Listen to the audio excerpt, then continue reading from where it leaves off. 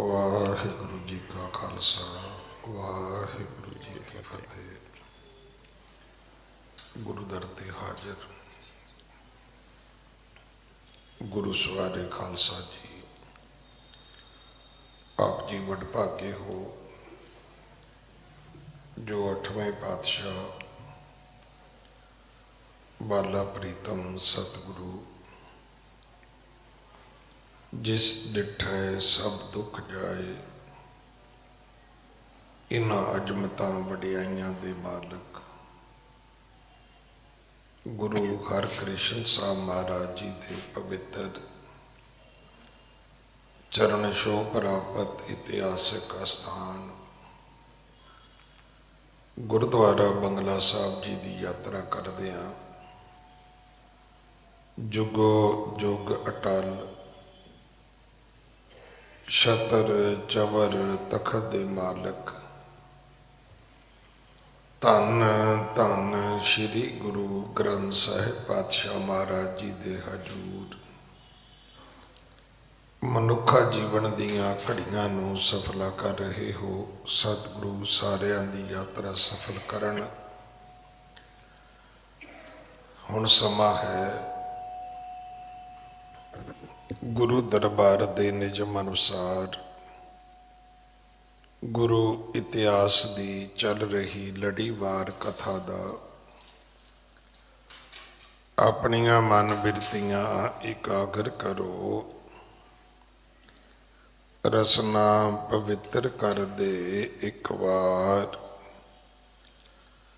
सारे उच्चारण करो जी सतनाम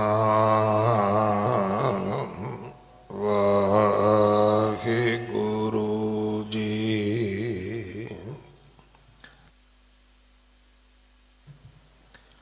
ये इतिहास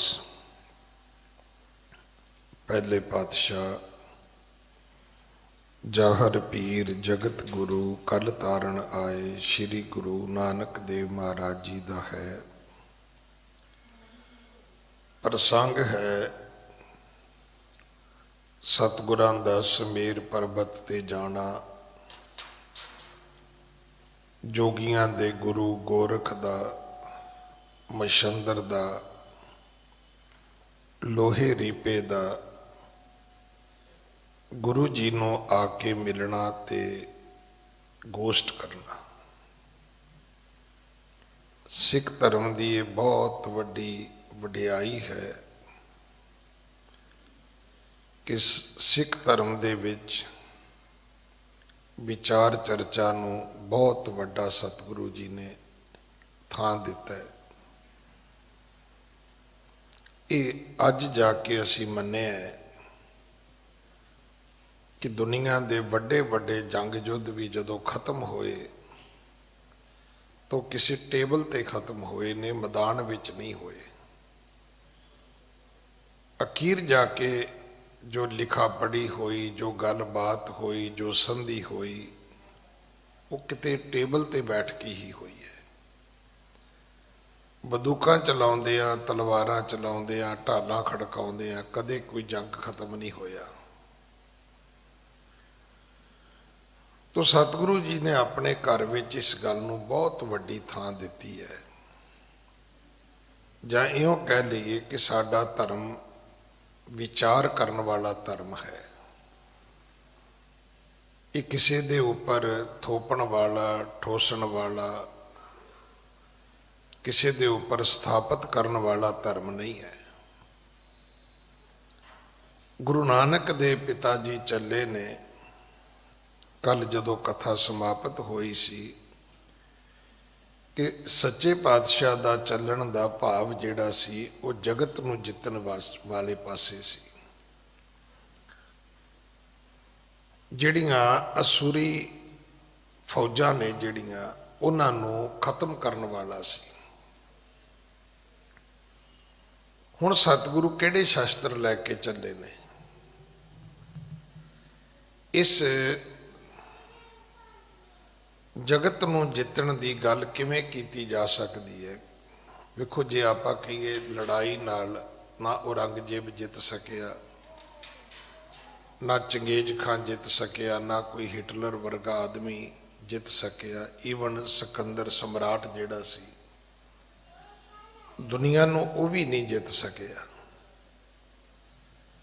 ਕਿਉਂਕਿ ਦੁਨੀਆ ਨੂੰ ਜਿੱਤਣ ਤੋਂ ਪਹਿਲਾਂ ਮਨ ਜੀਤੇ ਜਗ ਜੀਤ। ਕਿਉਂਕਿ ਵੱਡੇ ਵੱਡੇ, ਮੈਂ ਕੱਲ ਵੀ ਬੇਨਤੀ ਕੀਤੀ ਸੀ, ਮੁਕਾਮ ਹਾਸਲ ਕਰਨ ਵਾਲੇ ਬੰਦਿਆਂ ਦਾ ਤੁਸੀਂ ਐਂਡ ਵੇਖੋ ਕਿ ਉਹ ਸੁਸਾਈਡ ਕਰ ਗਏ, ਡਿਪਰੈਸ਼ਨ ਵਿੱਚ ਚਲੇ ਗਏ। ਜਦੋਂ ਮੈਦਾਨ ਵਿੱਚ ਦੌੜਦੇ ਸੀ, ਜਦੋਂ ਸਪੋਰਟਸ ਕਰਦੇ ਸੀ, ਜਦੋਂ ਪੜ੍ਹਦੇ ਸੀ, ਜਦੋਂ ਉਹ ਕਦੇ ਫੌਜ ਦੇ ਵਿੱਚ ਜਰਨਲ ਬਣ ਕੇ ਅੱਗੇ ਹੋ ਕੇ ਲੜਦੇ ਸੀ, ਉਦੋਂ ਗੋਲੀ ਨਾਲ ਨਹੀਂ ਮਰੇ। ਘਰ ਬੈਠੇ ਡਿਪਰੈਸ਼ਨ ਨਾਲ ਮਰ ਗਏ, ਸੁਸਾਈਡ ਕਰਕੇ ਮਰ ਗਏ, ਕੋਈ ਦਵਾਈ ਜ਼ਹਿਰ ਖਾ ਕੇ ਬੰਦੇ ਆਪਣਾ ਐਂਡ ਕਰ ਗਏ। ਇਹਦਾ ਅਰਥ ਕੀ ਹੈ ਕਿ ਦੁਨੀਆ ਨੂੰ ਜਿੱਤ ਸਕੇ, ਮਨ ਨੂੰ ਨਹੀਂ ਜਿੱਤ ਸਕੇ। ਜ਼ਰੂਰਤ ਸੀ ਆਪਣੇ ਆਪ ਨੂੰ ਜਿੱਤ ਲੈਣ ਦੀ। ਹੁਣ ਜਿਹੜਾ ਮਨੁੱਖ ਆਪਣੇ ਆਪ ਨੂੰ ਬਾਦਸ਼ਾਹ ਸਮਝਦਾ ਹੈ, ਉਹਨੂੰ ਕਿਸੇ ਗੱਦੀ ਦੀ ਕੀ ਲੋੜ ਹੈ? ਔਰ ਇਹ ਗੱਲਾਂ ਦੁਨੀਆ ਵਿੱਚ ਵਿਚਰਨ ਤੋਂ ਬਾਅਦ ਪਤਾ ਲੱਗਦੀਆਂ ਨੇ। ਫਿਰ ਤੁਹਾਨੂੰ ਸਮਝ ਆਉਂਦੀ ਕਿ ਤੁਸੀਂ ਕੁਛ ਵੀ ਨਹੀਂ ਹੋ। ਅਗਰ ਇਹ ਚੀਜ਼ ਤੁਸੀਂ ਕਿਸੇ ਮਾਣ ਪਦਵੀ ਤੇ ਬੈਠ ਕੇ ਸੋਚ ਲਓ ਤੇ ਤੁਹਾਨੂੰ ਉਹ ਛੱਡਣ ਤੋਂ ਬਾਅਦ ਵੀ ਕੁਝ ਨਹੀਂ ਹੋਏਗਾ। ਨਹੀਂ ਤੇ ਅਮੂਮਨ ਤੁਸੀਂ ਵੇਖੇ ਹੋਣੇ ਆ, ਨੇਤਾ ਲੋਕ ਗੱਦੀ ਤੋਂ ਉਤਰ ਜਾਣ ਸਿੱਧੇ ਹਸਪੀਟਲ ਚਲੇ ਜਾਂਦੇ ਨੇ। ਉਹ ਸਹਾਰ ਹੀ ਨਹੀਂ ਸਕਦੇ, ਬਰਦਾਸ਼ਤ ਹੀ ਨਹੀਂ ਕਰ ਸਕਦੇ। ਉਹ ਵਾਪਸ ਆਪੇ ਦੇ ਵਿੱਚ ਫਿੱਟ ਹੀ ਨਹੀਂ ਹੋ ਸਕਦੇ, ਕਿਉਂਕਿ ਉਹਨਾਂ ਨੇ ਲੱਤਾਂ ਹੀ ਇੰਨੀਆਂ ਪਸਾਰ ਲਈਆਂ ਵੀ ਚਾਦਰ ਛੋਟੀ ਰਹਿ ਗਈ। ਮੈਂ ਇਸ ਗੱਲ ਦਾ ਬੜੀ ਵਾਰੀ ਜ਼ਿਕਰ ਕੀਤਾ ਕਿ ਜਦੋਂ ਅਸੀਂ ਪੜ੍ਹਦੇ ਸੀ ਤੇ ਇੱਕ ਸਾਨੂੰ ਖਾਦੀ ਕੱਪੜੇ ਪਾ ਕੇ, ਟੋਟਲੀ ਖੱਦਰ ਦੀ ਪੱਗ, ਖੱਦਰ ਦਾ ਕੁੜਤਾ, ਖੱਦਰ ਦਾ ਪਜਾਮਾ, 75-80 ਸਾਲ ਦੇ ਬਜ਼ੁਰਗ ਕਦੇ ਕਦੇ ਪੜ੍ਹਾਉਣ ਆਉਂਦੇ ਸੀ ਸਾਈਕਲ ਤੇ। ਬਿਲਕੁਲ ਸ਼ੀਸ਼ੇ ਵਰਗਾ, ਦੁੱਧ ਵਰਗਾ ਉਹਨਾਂ ਦਾ ਸਰੀਰ, ਬਿਲਕੁਲ ਪਤਲੇ ਦੁਬਲੇ ਫਰਤੀਲੇ। ਮਤਲਬ ਜੇ ਉਹਨਾਂ ਦੀ ਚਾਲ ਢਾਲ ਵੇਖੋ ਤੇ 40-45 ਸਾਲ ਦੀ ਉਮਰ ਦੇ ਨੌਜਵਾਨ ਵਰਗੀ ਹੋਏਗੀ। ਉਹਨਾਂ ਨੇ ਇੱਕ ਸਾਨੂੰ ਸਵਾਲ ਕੀਤਾ ਕਿ ਬੰਦਾ ਖਤਮ ਕਦੋਂ ਹੁੰਦਾ ਹੈ? ਅਸੀਂ ਬੱਚੇ ਸੀ, ਕਿਸੇ ਨੇ ਕਿਹਾ ਜੀ ਜਦੋਂ ਸ਼ਰਾਬ ਪੀਣ ਲੱਗ ਜਾਏ, ਜਦੋਂ ਨਸ਼ੇ ਕਰਨ ਲੱਗ ਜਾਏ, ਜਦੋਂ ਭੈੜੀ ਸੰਗਤ ਵਿੱਚ ਚਲਾ ਜਾਏ। ਉਹ ਕਹਿਣ ਲੱਗੇ ਨਹੀਂ, ਜਿਹੜਾ ਮਨੁੱਖ ਆਪੇ ਤੋਂ ਬਾਹਰ ਚਲਾ ਜਾਏ ਉਹ ਖਤਮ ਹੋ ਜਾਂਦਾ ਹੈ। ਅੱਜ ਵੀ ਤੁਸੀਂ ਵੇਖੋ ਕਿ ਇੱਕ ਮਜ਼ਦੂਰ ਬਿਹਾਰ ਤੋਂ ਆਇਆ ਹੈ, ਉਹ ਹਰ ਸੋਮਵਾਰ ਤੁਹਾਨੂੰ ਪੋਸਟ ਆਫਿਸ ਡਾਕਖਾਨੇ ਮਿਲੇਗਾ, ਭਾਵੇਂ ਉਹ ਤੁਹਾਡੀ ਫੈਕਟਰੀ ਵਿੱਚ ਹੈ, ਭਾਵੇਂ ਉਹ ਤੁਹਾਡੇ ਖੇਤਾਂ ਵਿੱਚ ਹੈ, ਕਿ ਤੁਹਾਡੇ ਖੇਤ ਵਿੱਚ ਮਜ਼ਦੂਰੀ ਕਰਕੇ ਵੀ ਉਹਨੇ ਇੰਨੇ ਕੁ ਪੈਸੇ ਬਚਾ ਲਏ ਨੇ ਕਿ ਆਪਣੇ ਘਰ ਮਨੀ ਆਰਡਰ ਕਰ ਸਕਦਾ ਹੈ। ਪਰ ਇੱਕ ਉਹ ਵੀ ਵਿਅਕਤੀ ਹੈ ਕਿ ਜੇ ਉਹਨੂੰ ਪੁੱਛੋ ਵੀ ਤੇਰੀ ਟਰਨਓਵਰ ਕਿੰਨੀ ਹੈ, ਕਹਿੰਦਾ ਜੀ ਹੈ 2-4-5 ਕਰੋੜ। ਆਮਦਨ ਪੁੱਛੋ, ਕਹਿੰਦਾ ਆਮਦਨ ਵੀ ਹੈਗੀ ਹੈ, ਪਰ ਹੁਣ ਉਹਨੇ ਖਰਚੇ ਹੀ ਇੰਨੇ ਵਧਾ ਲਏ ਨੇ ਵੀ ਉਹਦੇ ਕੋਲ ਸੁਸਾਈਡ ਕਰਨ ਤੋਂ ਰਸਤਾ ਹੀ ਕੋਈ ਨਹੀਂ ਹੈਗਾ। ਹੁਣ ਉਹ ਆਪੇ ਭਾਵ ਦੇ ਵਿੱਚ ਸਿਮਟਣ ਲਈ ਤਿਆਰ ਨਹੀਂ ਹੈ।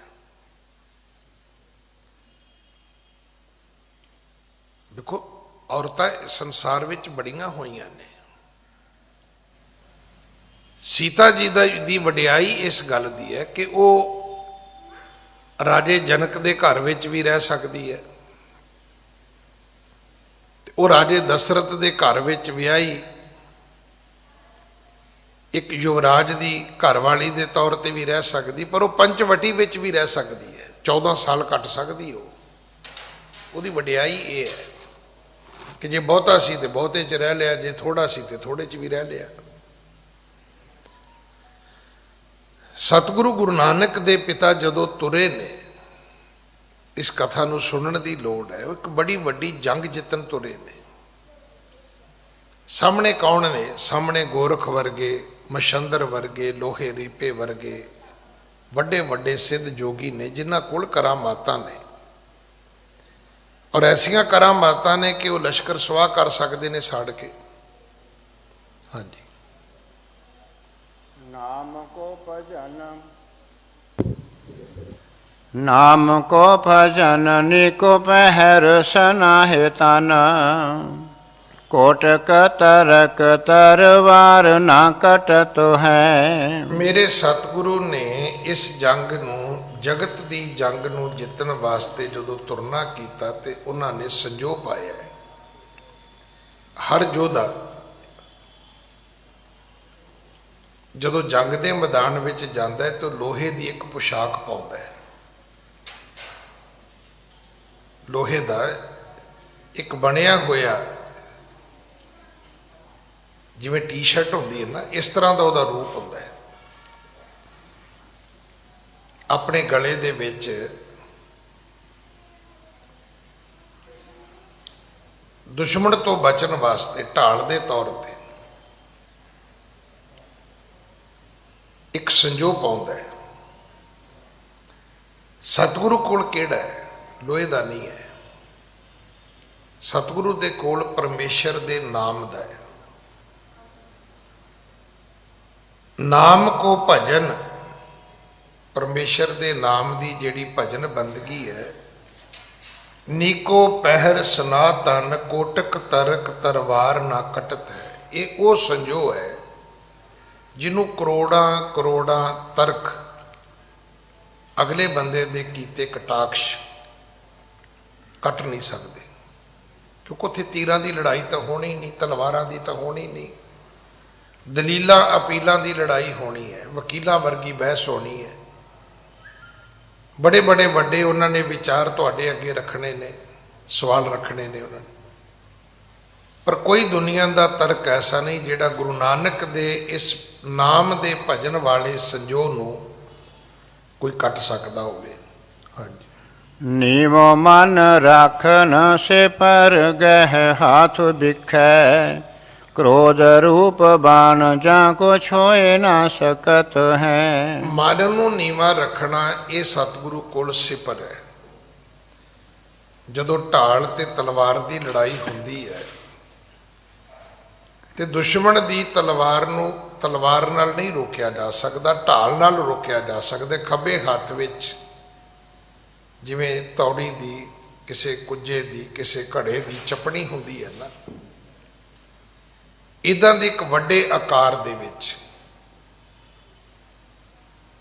ਇੱਕ ਢਾਲ ਉਹ ਯੋਧੇ ਨੇ, ਬਹਾਦਰ ਸੂਰਮੇ ਨੇ ਫੜੀ ਹੁੰਦੀ ਹੈ। ਹੁਣ ਸਤਿਗੁਰੂ ਦੀ ਲੜਾਈ ਕੋਈ ਸ਼ਸਤਰਾਂ ਦੀ ਤਾਂ ਹੈ ਨਹੀਂ ਸੀ, ਹਥਿਆਰਾਂ ਦੀ ਲੜਾਈ ਤਾਂ ਹੋਣੀ ਨਹੀਂ ਸੀ ਸਮੇਰ ਪਰਬਤ ਤੇ।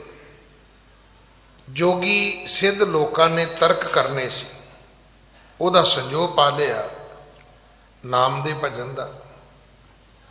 ਉੱਥੇ ਉਹਨਾਂ ਦੇ ਜਿਹੜੇ ਤੀਰ ਚੱਲਣੇ ਸੀ, ਜਿਹੜੀਆਂ ਤਲਵਾਰਾਂ ਚੱਲਣੀਆਂ ਸੀ, ਜਿਹੜੇ ਸ਼ਬਦਾਂ ਦੇ ਬਾਣ ਚੱਲਣੇ ਸੀ, ਉਹਨੂੰ ਰੋਕਣ ਵਾਸਤੇ ਜਿਹੜੀ ਢਾਲ ਹੈ ਉਹ ਸਤਿਗੁਰੂ ਨੇ ਨਿਮਰਤਾ ਲੈ ਲਈ। ਦੇਖੋ, ਤੁਸੀਂ ਕਿਸੇ ਦੀ ਗੱਲ ਨੂੰ ਨਿਮਰਤਾ ਨਾਲ ਸੁਣ ਲਓ, ਉਹ ਕਦੇ ਵੀ ਗੱਲਬਾਤ ਦਾ ਜਿਹੜਾ ਫਰੰਟ ਹੈ ਉਹ ਲੜਾਈ ਵਿੱਚ ਨਹੀਂ ਬਦਲੇਗਾ। ਸਲੀਕਾ ਵੀ ਇਹੋ ਹੀ ਹੈ। ਦੁਨੀਆ ਦੇ ਵਿੱਚ ਡਿਬੇਟ ਹੁੰਦੀ ਉਹਦਾ ਇਹੀ ਤਰੀਕਾ ਹੁੰਦਾ, ਪਰ ਇੱਕ ਸਿੱਖਾਂ ਦਾ ਹੀ ਹੈ। ਇਹ ਜਦੋਂ ਦੋ ਚਾਰ ਪਾਰਟੀਆਂ ਦੇ ਬੰਦੇ ਇਕੱਠੇ ਹੋ ਜਾਣ, ਇਹ ਗਾਲਾਂ ਤੇ ਉਤਰ ਆਉਂਦੇ ਨੇ, ਹੱਥੋਂ ਹੱਥੀ ਹੋਣ ਤੱਕ ਚਲੇ ਜਾਂਦੇ ਨੇ। ਪਰ ਦੁਨੀਆ ਦੇ ਵੱਡੇ ਵੱਡੇ, ਵੇਖੋ ਅਮਰੀਕਾ 'ਚ ਇਲੈਕਸ਼ਨ ਹੋਈ ਹੈ, ਕਿੰਨੀ ਕਿੰਨੀ ਵੱਡੀ ਡਿਬੇਟ ਹੁੰਦੀ ਰਹੀ ਹੈ। ਜਿਹੜਾ ਸਿਟਿੰਗ ਪ੍ਰੈਜ਼ੀਡੈਂਟ ਸੀ, ਜਿਹੜਾ ਅੱਗੋਂ ਇਲੈਕਟ ਹੋ ਕੇ ਆਉਣਾ ਚਾਹੁੰਦਾ ਹੈ, ਉਹਦੇ ਨਾਲ ਉਹ ਔਨ ਲਾਈਵ ਟੀਵੀ ਦੇ ਉੱਪਰ ਡਿਬੇਟ ਕਰਾਉਂਦੇ ਨੇ। ਉਹ ਕਿ ਤੂੰ ਦੱਸ, ਤੂੰ ਇਹਦੇ ਬਾਰੇ, ਇਸ ਪਾਲਿਸੀ ਬਾਰੇ ਕੀ ਕਹਿਣਾ ਚਾਹੁੰਦਾ ਹੈ। ਉਹ ਕਹਿੰਦਾ ਵੀ ਤੂੰ ਦੱਸ, ਤੂੰ ਇਹਦੇ ਬਾਰੇ ਕੀ ਕੀਤਾ। ਪਰ ਉਹ ਕੋਈ ਗਾਲਾਂ ਤਾਂ ਨਹੀਂ ਕੱਢਦੇ ਇੱਕ ਦੂਜੇ ਨੂੰ, ਉਹ ਲੜਦੇ ਤੇ ਨਹੀਂ, ਉਹ ਇਹ ਤਾਂ ਨਹੀਂ ਕਹਿੰਦੇ ਬਾਹਰ ਨਿਕਲ ਇੱਧਰ, ਮੈਂ ਤੈਨੂੰ ਵੇਖ ਲਾਂਗਾ।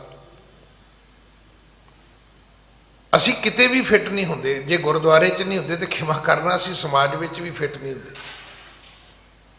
ਕਿਉਂਕਿ ਆਪਣੀ ਗੱਲ ਕਰਨੀ, ਦੂਜੇ ਦੀ ਗੱਲ ਸੁਣਨੀ, ਇਹ ਸਾਨੂੰ ਦੋਵੇਂ ਹੀ ਨਹੀਂ ਆਉਂਦੀਆਂ। ਆਪਣੀ ਗੱਲ ਕਰਨ ਲੱਗਿਆ ਵੀ ਮੈਨੂੰ ਖਿਮਾ ਕਰਨਾ, ਕਈ ਮੇਰੇ ਵਰਗੇ ਉਹਨਾਂ ਦੇ ਮੂੰਹ 'ਚ ਉਹਦੇ ਥੁੱਕ ਡਿੱਗਣ ਲੱਗ ਜਾਂਦਾ ਗੁੱਸੇ 'ਚ, ਪਾਰਾ ਹਾਈ ਹੋ ਜਾਂਦਾ। ਤੇ ਸੁਣਨ ਲੱਗਿਆ ਤੇ ਬਿਲਕੁਲ ਹੀ ਇੰਨੀ ਜਰਨ ਸ਼ਕਤੀ ਹੈ ਨਹੀਂ ਵੀ ਅਗਲੇ ਨੂੰ ਆਪਣੀ ਗੱਲ ਤਾਂ ਪੂਰੀ ਕਰ ਲੈਣ ਦਿਓ ਭਾਈ। ਗੁਰੂ ਨਾਨਕ ਦੇ ਪਿਤਾ ਜੀ ਦੇ ਕੋਲ ਇੱਕ ਢਾਲ ਹੈ। ਢਾਲ ਕਾਹਦੀ ਹੈ? ਸਿਰਫ ਨਿਮਰਤਾ ਦੀ ਹੈ। ਹਥਿਆਰ ਹੋਰ ਕੋਈ ਨਹੀਂ ਹੈ। ਸਿਰਫ ਕੀ ਕੀਤਾ ਹੈ? ਨੀਵੋ ਮਨ ਰਾਖਣ, ਮਨ ਨੂੰ ਨੀਵਾ ਰੱਖਣਾ। ਸਿਪਰ ਗਏ ਹਾਥ ਵਿਖੇ ਕ੍ਰੋਧ ਰੂਪ ਬਾਣ, ਜਾ ਕੋ ਛੋਏ ਨਾ ਸਕਤ ਹੈ। ਕਿਸੇ ਦਾ ਕ੍ਰੋਧ ਰੂਪੀ ਬਾਣ ਤੁਹਾਡਾ ਕੱਖ ਨਹੀਂ ਵਿਗਾੜ ਸਕਦਾ। ਜਦੋਂ ਪਹਿਲਾ ਰਸੈਸ਼ਨ ਆਇਆ ਨਾ ਇੱਕ ਵਾਰੀ, ਮੇਰੇ ਖਿਆਲ 20 ਸਾਲ ਹੋ ਗਏ ਹੋਣੇ, ਉਦੋਂ ਮੇਰੀ ਸੀਸਕਾ ਸਾਹਿਬ ਡਿਊਟੀ ਸੀ। ਇੱਕ ਸਿੰਘ ਆਇਆ ਘਰੇ, ਗਿਆਨੀ ਜੀ ਮੇਰੀ ਅਰਦਾਸ ਕਰੋ। ਉਹ ਆਪ ਕਹਿੰਦਾ ਸੀ ਮੈਂ ਤਕਰੀਬਨ ਕੱਲੇ ਬੰਦੇ ਦੇ ਪੈਸੇ ਦੇਣੇ ਨੇ, ਪਰ ਕਹਿੰਦਾ ਵੀ ਇੱਕ ਗੁਰੂ ਤੇਗ ਬਹਾਦਰ ਦੀ ਕਿਰਪਾ ਹੈ। ਕਹਿੰਦਾ ਮੇਰੇ ਕੋਲ ਜਿਹੜਾ ਵੀ ਆਉਂਦਾ ਮੈਂ ਉਹਨੂੰ ਇੱਕੋ ਗੱਲ ਕਹਿਣਾ, ਵੀਰ ਜੀ ਮੈਨੂੰ ਸਮਾਂ ਦੇ ਦਿਓ, ਮੈਂ ਤੁਹਾਡੇ ਪੈਸੇ ਦੁੱਧ ਨਾਲ ਧੋ ਕੇ ਵਾਪਸ ਕਰਾਂਗਾ। ਤੇ ਜੇ ਅੱਗੋਂ ਕਹੇ ਵੀ ਜਾ ਮੈਂ ਨਹੀਂ ਦਿੰਦਾ, ਮੇਰਾ ਜੋ ਕਰਨਾ ਕਰ ਲੈ, ਤੇ ਸਿਰ ਪਾਟੇ ਕਿ ਨਾ ਪਾਟੇ। ਹੁਣ ਜਦੋਂ ਅਗਲਾ ਇੰਨੀ ਗੱਲ ਕਹਿ ਰਿਹਾ ਵੀ ਮੈਂ ਤੇ ਦੁੱਧ ਨਾਲ ਧੋ ਕੇ ਮੋੜ ਦਿਆਂਗਾ, ਤੇ ਕਿਹੜਾ ਆਦਮੀ ਜਿਹੜਾ ਉਹਦੇ ਚਪੇੜ ਮਾਰੇਗਾ? ਕਿਹੜਾ ਆਦਮੀ ਜਿਹੜਾ ਉਹਦੀ ਬਾਂਹ ਮਰੋੜੇਗਾ? ਕੌਣ ਆਦਮੀ ਹੈ ਜਿਹੜਾ ਆਪਣੀ ਜ਼ੁਬਾਨ ਗੰਦੀ ਕਰਕੇ ਉਹਨੂੰ ਗਾਲੀਆਂ ਦੇਵੇਗਾ? ਉਹ ਕਹਿੰਦਾ ਵੀਰ ਜੀ ਮੈਂ ਹਾਜ਼ਰ ਹਾਂ, ਹੱਲ ਤੁਹਾਨੂੰ ਮੇਰੀ ਪਤਾ ਹੈ, ਪਰ ਮੇਰੀ ਇਮਾਨਦਾਰੀ ਤੇ ਸ਼ੱਕ ਨਾ ਕਰੋ। ਜਿੱਦਣ ਸਮਰੱਥਾ ਹੋਏਗੀ ਤੁਹਾਡੇ ਘਰ ਆ ਕੇ ਦੇ ਕੇ ਜਾਵਾਂਗਾ। ਕੀ ਕਿਸੇ ਦੇ ਕ੍ਰੋਧ ਦਾ ਬਾਣ ਤੁਹਾਨੂੰ ਛੋਹ ਸਕਦਾ ਹੈ? ਉਹਦੇ ਲਈ ਸਿਰਫ ਨਿਮਰਤਾ ਦੀ ਢਾਲ ਚਾਹੀਦੀ ਹੈ। ਹਾਂਜੀ। ਧੀਰਜ ਸੰਤੋਖ ਸਤ ਦਾਨ ਈਸ਼ਨਾਨ ਮਤ, ਦਇਆ ਉਪਕਾਰ ਆਤ ਸ਼ਰਧਾ ਜੀ ਛਕਤ ਹੈ। ਇਸ ਤੋਂ ਇਲਾਵਾ ਗੁਰੂ ਨਾਨਕ ਦੇ ਕੋਲ ਧੀਰਜ ਹੈ, ਹੌਸਲਾ। ਛੇਤੀ ਕਿਤੇ ਆਪਣਾ ਟੈਂਪਰ ਲੂਜ਼ ਨਹੀਂ ਕਰਨਾ ਚਾਹੀਦਾ,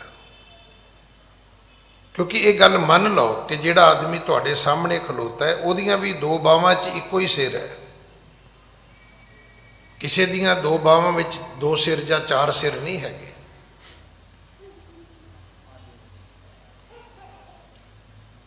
ਧੀਰਜ ਨੂੰ ਰੱਖਣਾ, ਸੰਤੋਖ ਨੂੰ ਰੱਖਣਾ। ਹੁਣ ਸਾਡੇ ਕੋਲ ਅੱਜ ਕੀ ਨਹੀਂ ਹੈਗਾ?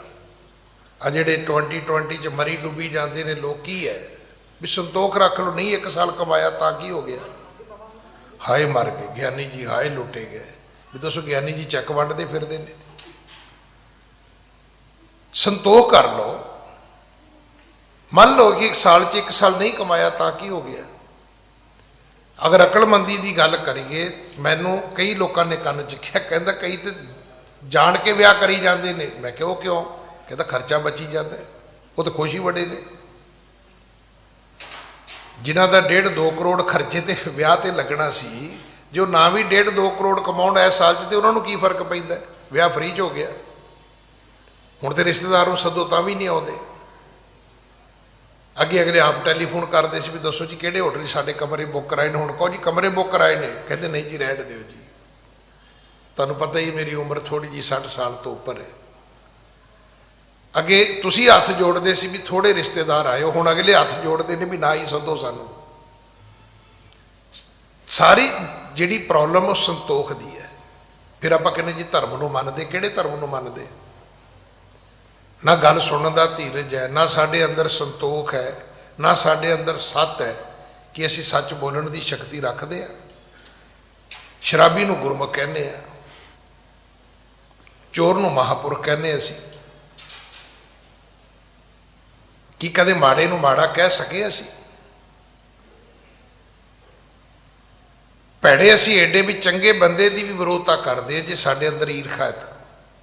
ਇਹ ਜਾਣਦਿਆਂ ਹੋਏ ਵੀ ਕਿ ਬੰਦਾ ਠੀਕ ਹੈ, ਫਿਰ ਮਾੜਾ ਬੋਲੀ ਜਾਂਦੇ ਆ। ਗੁਰੂ ਨਾਨਕ ਦੇ ਪਿਤਾ ਦੇ ਕੋਲ ਧੀਰਜ ਹੈ, ਸੰਤੋਖ ਹੈ, ਸੱਤ ਹੈ, ਦਾਨ ਹੈ। ਦਾਨ ਕਿਹਨੂੰ ਕਹਿੰਦੇ ਨੇ? ਅਣਹੋਂਦਾ ਆਪ ਵੰਡਾਏ। ਦਾਨ ਦਾ ਮਤਲਬ ਇਹ ਨਹੀਂ ਕਿ ਵਾਧੂ ਪੈਸੇ ਨੇ ਤੇ ਦਾਨ ਕਰ ਦਿਓ। ਦਾਨ ਦੀ ਪਰਿਭਾਸ਼ਾ ਹੈ ਕਿ ਥੋੜੇ ਚੋਂ ਵੰਡ ਸਕਦੇ ਹੋ। ਮੰਨ ਲਿਓ ਤੁਹਾਡੇ ਕੋਲ ਥੋੜਾ ਹੈ, ਤੁਹਾਡੇ ਕੋਲ ਦੋ ਪ੍ਰਸ਼ਾਦੇ ਨੇ। ਕੋਈ ਬੰਦਾ ਆ ਗਿਆ, ਕਹਿੰਦਾ ਜੀ ਮੈਨੂੰ ਭੁੱਖ ਲੱਗੀ ਹੈ। ਹੁਣ ਤੁਸੀਂ ਇਹ ਕਹੋ ਜੀ ਮੇਰੇ ਕੋਲ ਤੇ ਦੋ ਹੀ ਨੇ, ਮੈਂ ਤੈਨੂੰ ਕੀ ਦਿਆਂ? ਨਹੀਂ, ਦਾਨ ਇਹ ਹੈ ਵੀ ਚੱਲ ਠੀਕ ਹੈ ਯਾਰ, ਇੱਕ ਤੂੰ ਖਾ ਲੈ, ਇੱਕ ਮੈਂ ਖਾ ਲੈਣਾ। ਇਹਨੂੰ ਦਾਨ ਕਹਿੰਦੇ ਨੇ। ਅਣਹੋਂਦਾ ਆਪ ਵੰਡਾਏ ਕੋ ਐਸਾ ਭਗਤ ਸਦਾਏ, ਉਹਨੂੰ ਭਗਤ ਕਹਿੰਦੇ ਨੇ। ਦੂਜਿਆਂ ਦਾ ਮਾਲ ਇਕੱਠਾ ਕਰਕੇ ਭਗਤ ਨਹੀਂ ਹੁੰਦਾ ਬੰਦਾ। ਫਿਰ ਕੋਈ ਹੈ ਆਦਮੀ ਜਿਹਦੇ ਕੋਲ ਇਸ਼ਨਾਨ ਹੈ, ਕੋਈ ਹੈ ਆਦਮੀ ਜਿਹਦੇ ਕੋਲ ਮੱਤ ਹੈ, ਜਿਹਦੇ ਕੋਲ ਦਇਆ ਹੈ, ਜਿਹਦੇ ਕੋਲ ਉਪਕਾਰ ਹੈ। ਉਪਕਾਰ ਕੀ ਹੈ? ਕਿਸੇ ਐਸੇ ਵਿਅਕਤੀ ਦੀ ਕਦੇ ਮਦਦ ਕੀਤੀ ਹੈ ਜਿਹੜਾ ਅਨਨੋਨ ਹੈ। ਮੈਂ ਇੱਕ ਦਿਨ ਪਹਿਲਾਂ ਵੀ ਬੇਨਤੀ ਕੀਤੀ ਸੀ ਕਿ ਮੇਰਾ ਦੋਸਤ ਆਸਟ੍ਰੇਲੀਆ ਗਿਆ ਤੇ ਨਾਲ ਦਾਣੇ ਲੈ ਗਿਆ, ਬਾਜਰੇ ਦੇ, ਮੱਕੀ ਦੇ, ਕਈ ਚੀਜ਼ਾਂ ਮਿਲਾ ਕੇ। ਹੁਣ ਜਿੰਨੇ ਕੋ ਉਹਦੇ ਕੋਲੇ ਉਹ ਲਗਜ ਲਿਜਾ ਸਕਦਾ ਸੀ ਉਹ ਦਾਣੇ ਲੈ ਗਿਆ। ਕੱਪੜੇ ਉਹ ਹੈਂਡ ਬੈਗ 'ਚ ਪਾ ਕੇ ਲੈ ਗਿਆ। ਕੱਪੜੇ ਤਾਂ ਵੈਸੇ ਵੀ ਮੈਂ ਇਹਨੂੰ ਕਦੇ ਚਾਹੀਦੇ ਕੱਪੜੇ ਪਾਏ ਵੇਖੇ ਹੀ ਨਹੀਂ। ਅਮੀਰ ਆਦਮੀ ਬਥੇਰਾ ਉਹ। ਹੁਣ ਉਹ ਜਾ ਕੇ ਉੱਥੇ ਦਾਣੇ ਪਾਉਂਦਾ ਪੰਛੀਆਂ ਨੂੰ। ਆਸਟ੍ਰੇਲੀਆ ਦੇ ਗੋਰੇ ਨੇ ਕਿਹਾ ਵੀ ਦਾਣੇ ਕਿੱਥੋਂ ਲਿਆਂਦੇ ਨੇ? ਕਹਿੰਦਾ ਇੰਡੀਆ ਤੋਂ। ਕਹਿੰਦਾ ਕਿਉਂ? ਕਹਿੰਦਾ ਮੈਂ ਰੋਜ਼ ਪਾਉਣਾ ਪੰਛੀਆਂ ਨੂੰ। ਕਹਿੰਦਾ ਕਿਉਂ ਪਾਉਣਾ ਹੈ? ਵੇਖੋ ਤਾਂ ਜਵਾਬ ਕੀ ਹੈ। ਕਹਿੰਦੇ ਥੈਂਕ ਯੂ ਨਹੀਂ ਕਹਿੰਦੇ। ਸਾਡੇ 'ਚ ਇੱਕ ਬੰਦਾ ਸਾਬਤ ਕਰੋ ਜਿਹੜਾ ਇਸ ਕੰਮ ਕਰਨ ਲਈ ਤਿਆਰ ਹੈ ਵਿਦਆਊਟ ਥੈਂਕ ਯੂ। ਕਈ ਮੇਰੇ ਵਰਗਿਆਂ ਨੇ ਤੇ ਜੇ ਕਿਸੇ ਨੂੰ ਰੋਟੀ ਵੀ ਖਵਾਈ ਹੈ, ਬਸ ਇਹ ਸਮਝ ਲਓ ਵੀ ਉਹ ਕੱਢ ਨਹੀਂ ਸਕੇ ਮੁੜ ਕੇ ਵਾਪਸ। ਨਹੀਂ ਤਾਂ ਉਹਦੀ ਰੋਟੀ ਦੀ ਉਹ ਹਾਲਤ ਕੀਤੀ, ਉਹਦੀ ਉਹ ਹਾਲਤ ਕੀਤੀ ਹੈ, ਹਾਂ ਜੀ ਅਸੀਂ ਰੋਟੀ ਖਵਾਈ ਜੀ, ਇਹਦਾ ਤੇ ਮੂੰਹ ਸੜ ਗਿਆ ਜੀ, ਇਹਨੇ ਤੇ ਧੰਨਵਾਦ ਵੀ ਨਹੀਂ ਕੀਤਾ ਜੀ। ਆ ਤੁਸੀਂ ਵੇਖਿਆ ਲੋਕਡਾਊਨ 'ਚ 2 ਰੋਟੀਆਂ, ਥੋੜੀ ਜੀ ਦਾਲ ਤੇ ਨਾਲ ਫੋਟੋ, ਕੈਮਰਾ ਨਾਲ ਚੁੱਕਿਆ ਹੋਇਆ ਹੈ। ਅਸੀਂ ਸ਼ਰਮ ਵੀ ਨਹੀਂ ਕੀਤੀ ਵੀ ਕਿਸੇ ਗਰੀਬ ਦਾ ਅਸੀਂ ਸ਼ੋਸ਼ਣ ਕਰਨ ਲੱਗੇ ਹਾਂ। ਕਿ ਰੱਬ ਨੇ ਤੈਨੂੰ ਰੋਟੀ ਦੇਣ ਲੱਗਿਆ ਤੇਰੀ ਫੋਟੋ ਖਿੱਚੀ ਸੀ ਵੀ ਤੂੰ ਮੰਗਤਾ ਹੈ ਵੀ ਮੈਂ ਤੈਨੂੰ ਰੋਟੀ ਦੇਣ ਲੱਗਿਆ। ਇਸੇ ਕਰਕੇ ਮਤ ਥੋੜੀ ਸੇਵ ਗਵਾਈ ਹੈ। ਸੇਵਾ ਦੇ ਵਿੱਚ, ਖੇਤਰ ਦੇ ਵਿੱਚ ਤੁਸੀਂ ਕੋਈ ਇੱਕ ਗੁਣ ਆਪਣੇ ਪੱਲੇ ਮੰਨ ਲਓ, ਉਹਦਾ ਤੁਹਾਨੂੰ ਫਲ ਮਿਲੇਗਾ ਹੀ ਮਿਲੇਗਾ। ਪਰ ਸਾਨੂੰ ਕਦੇ ਵੀ ਨਹੀਂ ਮਿਲਿਆ। ਉਹਦਾ ਕਾਰਨ ਹੈ ਕਿ ਅਸੀਂ ਜੋ ਕੁਝ ਵੀ ਕਰਦੇ ਹਾਂ ਸ਼ੋ ਅਪ ਕਰਦੇ ਹਾਂ, ਪਬਲਿਸਿਟੀ ਲਈ ਕਰਦੇ ਹਾਂ, ਆਪਣੀ ਈਗੋ, ਆਪਣਾ ਹੰਕਾਰ ਵਧਾਉਣ ਲਈ ਕਰਦੇ ਹਾਂ, ਜਾਂ ਸਿਰਫ ਆਪਣਿਆਂ ਲਈ ਕਰਦੇ ਹਾਂ। ਗੁਰੂ ਨਾਨਕ ਦੇ ਪਿਤਾ ਦੇ ਕੋਲ ਦਇਆ ਵੀ ਹੈ, ਉਪਕਾਰ ਵੀ ਹੈ, ਸ਼ਰਧਾ ਜੀ ਸ਼ਕਤ ਹੈ, ਅੰਦਰ ਸ਼ਰਧਾ ਵੀ ਹੈ। ਸ਼ਰਧਾ ਹੁੰਦਾ ਕਿਸੇ ਦੂਜੇ ਦੇ ਪ੍ਰਤੀ ਵਿਸ਼ਵਾਸ। ਹੁਣ ਸਾਨੂੰ ਤੇ ਇਹ ਵੀ ਹੈ ਵੀ ਮੈਂ ਇਹਦੀ ਮਦਦ ਕਰਾਂਗਾ, ਕੱਲ ਨੂੰ ਮੇਰੇ ਲਈ ਪ੍ਰੋਬਲਮ ਨਾ ਕ੍ਰੀਏਟ ਕਰੇ। ਲੈ ਦੱਸੋ ਕੀ ਕਰੇਗਾ ਪ੍ਰੋਬਲਮ ਤੇਰੇ ਲਈ ਕ੍ਰੀਏਟ ਬਈ? ਤੇ ਜੇ ਤੂੰ ਨਹੀਂ ਕਰੇਗਾ ਤੇ ਜੇ ਫਿਰ ਕੋਈ ਤੇਰੇ ਲਈ ਪ੍ਰੋਬਲਮ ਕ੍ਰੀਏਟ ਕਰੇ ਤੇ ਫਿਰ ਕਿਹੜੀ ਕੰਧ 'ਚ ਸਿਰ ਮਾਰੇਗਾ ਤੂੰ? ਸਾਡੇ 'ਚ ਬੜੇ ਇਸ ਕਰਕੇ ਵੀ ਹੈ। ਉਹ ਸਾਡੇ ਨਾ ਬਜ਼ੁਰਗ ਇੱਕ ਗੱਲ ਸੁਣਾਉਂਦੇ ਹੁੰਦੇ ਸੀ ਵੀ ਅਮਲੀ ਇਕੱਠੇ ਹੋ ਗਏ ਤੇ ਕਹਿੰਦੇ ਵੀ ਗੰਨੇ ਦਾ ਖੇਤ ਬੀਜੀਏ। ਤੇ ਉਹਨਾਂ ਅਮਲੀਆਂ 'ਚੋਂ ਇੱਕ ਅਮਲੀ ਕਹਿੰਦਾ ਵੀ ਖੇਤ ਤੇ ਗੰਨੇ ਦਾ ਬੀਜ ਲਈਏ ਆਪਾਂ, ਪਰ ਉਹ ਜਿਹੜੇ ਝੁੱਗੀਆਂ ਵਾਲੇ ਨੇ ਉਹ ਤੇ ਰੋਜ਼ ਆਪਣੇ ਗੰਨੇ ਤੋੜ ਕੇ ਲੈ ਜਾਇਆ ਕਰਨਗੇ, ਗੰਨੇ ਦੇ ਖੇਤ 'ਚ ਆ ਜਾਇਆ ਕਰਨਗੇ। ਹੁਣ ਉਹਨਾਂ ਅਮਲੀਆਂ 'ਚੋਂ ਇੱਕ ਅਮਲੀ ਉੱਠਿਆ, ਉਹਨੇ ਜਾ ਕੇ ਤੇ ਝੁੱਗੀਆਂ ਨੂੰ ਅੱਗ ਲਾਤੀ। ਹੁਣ ਉਧਰੋਂ ਰੌਲਾ ਪੈਣਾ ਸ਼ੁਰੂ ਹੋ ਗਿਆ, ਮਰ ਗਏ, ਲੁੱਟੇ ਗਏ। ਗਰੀਬਾਂ ਦੀ ਉਹੀ ਝੁੱਗੀ, ਉਹੀ ਗਰੀਬ ਦੀ ਝੁੱਗੀ ਤਾਂ ਅਮੀਰ ਦੇ ਕੋਠੀ ਵਰਗੀ ਹੈ। ਹੁਣ ਉਹ ਜਦੋਂ ਰੋਂਦੇ ਨੇ ਝੁੱਗੀ ਵਾਲੇ ਤੇ ਅਮਲੀ ਪਤਾ ਕੀ ਕਹਿੰਦੇ ਨੇ?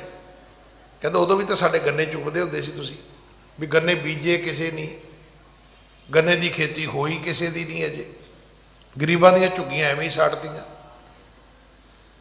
ਸਾਡੇ 'ਚ ਬਹੁਤੇ ਲੋਕ ਉਹ ਨੇ ਜਿਨ੍ਹਾਂ ਦੇ ਅੰਦਰ ਵਿਸ਼ਵਾਸ ਨਹੀਂ।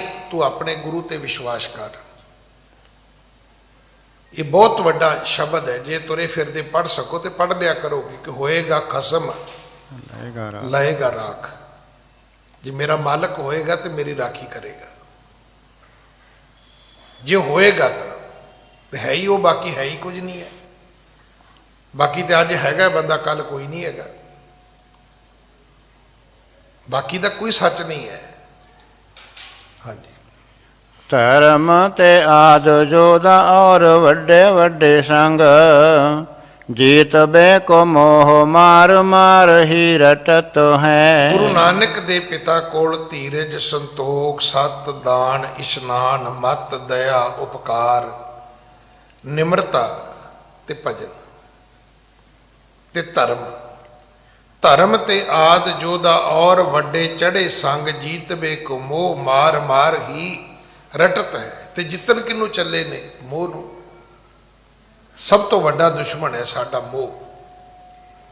ਸਾਨੂੰ ਘਰ ਨਾਲ ਵੀ ਮੋਹ ਹੈ, ਕੁਰਸੀ ਨਾਲ ਵੀ ਮੋਹ ਹੈ, ਆਪਣਿਆਂ ਨਾਲ ਵੀ ਮੋਹ ਹੈ, ਸਰੀਰ ਨਾਲ ਬੜਾ ਮੋਹ ਹੈ ਸਾਨੂੰ। ਸਭ ਤੋਂ ਵੱਡੀ ਜਿਹੜੀ ਸਾਡੀ ਇਸ ਵੇਲੇ ਮਜਬੂਰੀ ਉਹ ਹੈ ਕਿ ਅਸੀਂ ਮੋਹ ਦੀਆਂ ਤੰਦਾਂ ਵਿੱਚ ਐਸੇ ਜਕੜੇ ਹੋਏ ਆ ਕਿ ਨਿਕਲ ਹੀ ਨਹੀਂ ਪਾਉਂਦੇ। ਸਾਡੇ ਕੋਲੋਂ ਇਹ ਟੁੱਟ ਨਹੀਂ ਪਾ ਰਹੀਆਂ। ਹਾਂਜੀ। ਇਸ ਪ੍ਰਕਾਰ ਜਬ ਚੱਲੇ ਮੇਰ ਪੈ ਜਾਨ ਕੋ। ਇਉਂ ਸਤਿਗੁਰੂ ਜੀ ਤਿਆਰ ਹੋਏ, ਸਮੇਰ ਪਰਬਤ ਤੇ ਚੜ੍ਹਨ ਵਾਸਤੇ ਤੁਰੇ ਨੇ। ਹਾਂਜੀ। ਸ਼ਕਤ ਸਹਿਤ ਸਭ ਸਿੱਧ ਤਰਤ ਜਹ ਮਾਨ ਕੋ। ਸ਼ਕਤ ਸਹਿਤ ਸਭ ਸਿੱਧ ਧਰਤ ਜੈ ਮਾਨ ਕੋ। ਜਿੱਥੇ ਵੱਡੇ ਵੱਡੇ ਮਾਨੀ ਬਣ ਕੇ ਸਿੱਧ ਜੋਗੀ ਲੋਕ ਬੈਠੇ ਨੇ, ਸਤਿਗੁਰੂ ਉੱਥੇ ਚੱਲੇ ਨੇ। ਹਾਂਜੀ। ਤਿਨ ਕੋ ਜੀਤਨ ਭਲੇ ਬਾਤ ਇਤ ਇਉਂ ਪਾਈ। ਉਹਨਾਂ ਨੂੰ ਜਿੱਤਣ ਦੀ ਜਿਹੜੀ ਕਥਾ ਹੈ, ਕਵੀ ਜੀ ਕਹਿੰਦੇ ਇਦਾਂ ਹੋਈ ਹੈ। ਇਹ ਮੈਂ ਤੁਹਾਨੂੰ ਸੁਣਾਉਣ ਲੱਗਿਆ, ਇਹ ਤੁਸੀਂ ਸੁਣਨੀ ਹੈ। ਹਾਂਜੀ। ਹੋ ਇਤ ਗੋਰਖ ਕੀ ਸੁਨੋ ਹਿਰਦੈ ਜਿਉ ਤਿਨ ਠਈ। ਇਧਰ ਗੁਰੂ ਗੋਰਖ ਜਿਹੜਾ ਜੋਗੀਆਂ ਦਾ ਗੁਰੂ ਸੀ, ਉਹਨੂੰ ਵੀ ਕਿਸੇ ਨੇ ਜਾ ਕੇ ਦੱਸ ਦਿੱਤਾ। ਉਹਨੂੰ ਜਾ ਕੇ ਭਰਥਰ ਜੋਗੀ ਨੇ ਦੱਸਿਆ। ਭਰਥਰੀ ਇੱਕ ਰਾਜਾ ਸੀ। ਇਹ ਰਾਜ ਭਾਗ ਛੱਡ ਕੇ ਜੋਗੀ ਬਣਿਆ ਸੀ। ਹੁਣ ਉਹ ਜਿਹੜਾ ਭਰਥਰੀ ਹੈ, ਸਤਿਗੁਰੂ ਦੇ ਜਾਣ ਤੋਂ ਪਹਿਲਾਂ ਭਰਥਰੀ ਨੇ ਗੁਰੂ ਗੋਰਖ ਨੂੰ ਸਤਿਗੁਰੂ ਜੀ ਦੇ ਬਾਰੇ ਦੱਸਿਆ। ਹਾਂਜੀ।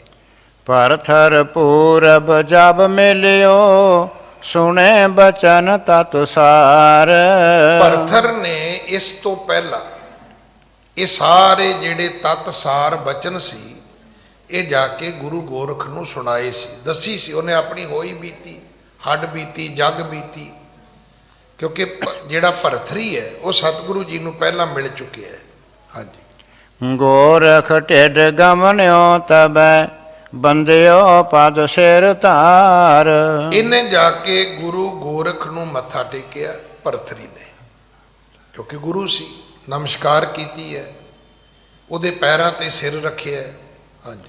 ਸੁਣੋ ਗੁਰੂ ਜੀ ਬੈਨ ਧਰਾ ਪ੍ਰਭ ਅਵਤਾਰੇ। ਕਹਿਣ ਲੱਗਾ ਗੁਰੂ ਜੀ, ਰੱਬ ਨੇ, ਪਰਮਾਤਮਾ ਨੇ ਦੁਬਾਰਾ ਅਵਤਾਰ ਧਾਰਨ ਕੀਤਾ ਹੈ।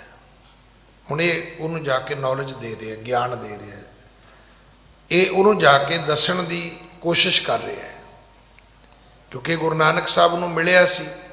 ਕਹਿੰਦਾ ਗੁਰੂ ਜੀ, ਪਰਮਾਤਮਾ ਨੇ ਫਿਰ ਅਵਤਾਰ ਧਾਰਨ ਕੀਤਾ ਹੈ ਧਰਤੀ ਤੇ। ਹਾਂਜੀ। ਮਿਲਿਓ ਦੇਵ ਰੇਖ ਮੋਹ ਤਬੈ ਤਿਨ ਸੁਧ ਕਰੇ। ਮੈਨੂੰ ਵੀ ਨਹੀਂ ਸੀ ਪਤਾ, ਮੈਨੂੰ ਤਾਂ ਨਾਰਦ ਜੀ ਨੇ ਦੱਸਿਆ ਸੀ। ਜਿਹੜਾ ਦੇਵ ਰਿਖੀ ਹੈ, ਜਿਹੜਾ ਦੇਵਤਿਆਂ ਦਾ ਰਿਸ਼ੀ ਹੈ, ਮੈਨੂੰ ਉਹਨੇ ਦੱਸਿਆ ਸੀ ਕਿ ਨਾਨਕ ਜਿਹੜਾ ਹੈ ਉਹ ਇਸ ਯੁੱਗ ਦਾ ਅਵਤਾਰ ਹੈ। ਹਾਂਜੀ। ਮੈਂ ਬੈਠਿਓ ਇੱਕ ਥਾਨ ਤਹਾਂ ਸੋ ਆਏ ਕੈ। ਮੈਂ ਇੱਕ ਥਾਂ ਤੇ ਬੈਠਾ ਸੀ ਤੇ ਉੱਥੇ ਉਹ ਜਿਹੜੇ ਅਵਤਾਰੀ ਪੁਰਖ ਨੇ ਨਾਨਕ ਜੀ ਉੱਥੇ ਆਏ। ਹਾਂਜੀ। ਹੋ ਪ੍ਰਸ਼ਨ ਉੱਤਰ ਕਹਿ ਸਾਰ ਰਹਿਓ ਹਰ ਖਾਏ ਕੈ। ਮੇਰੀ ਉਹਨਾਂ ਨਾਲ ਪ੍ਰਸ਼ਨ ਉੱਤਰ ਹੋਏ, ਗੋਸ਼ਟ ਹੋਈ, ਸਵਾਲ ਜਵਾਬ ਹੋਇਆ।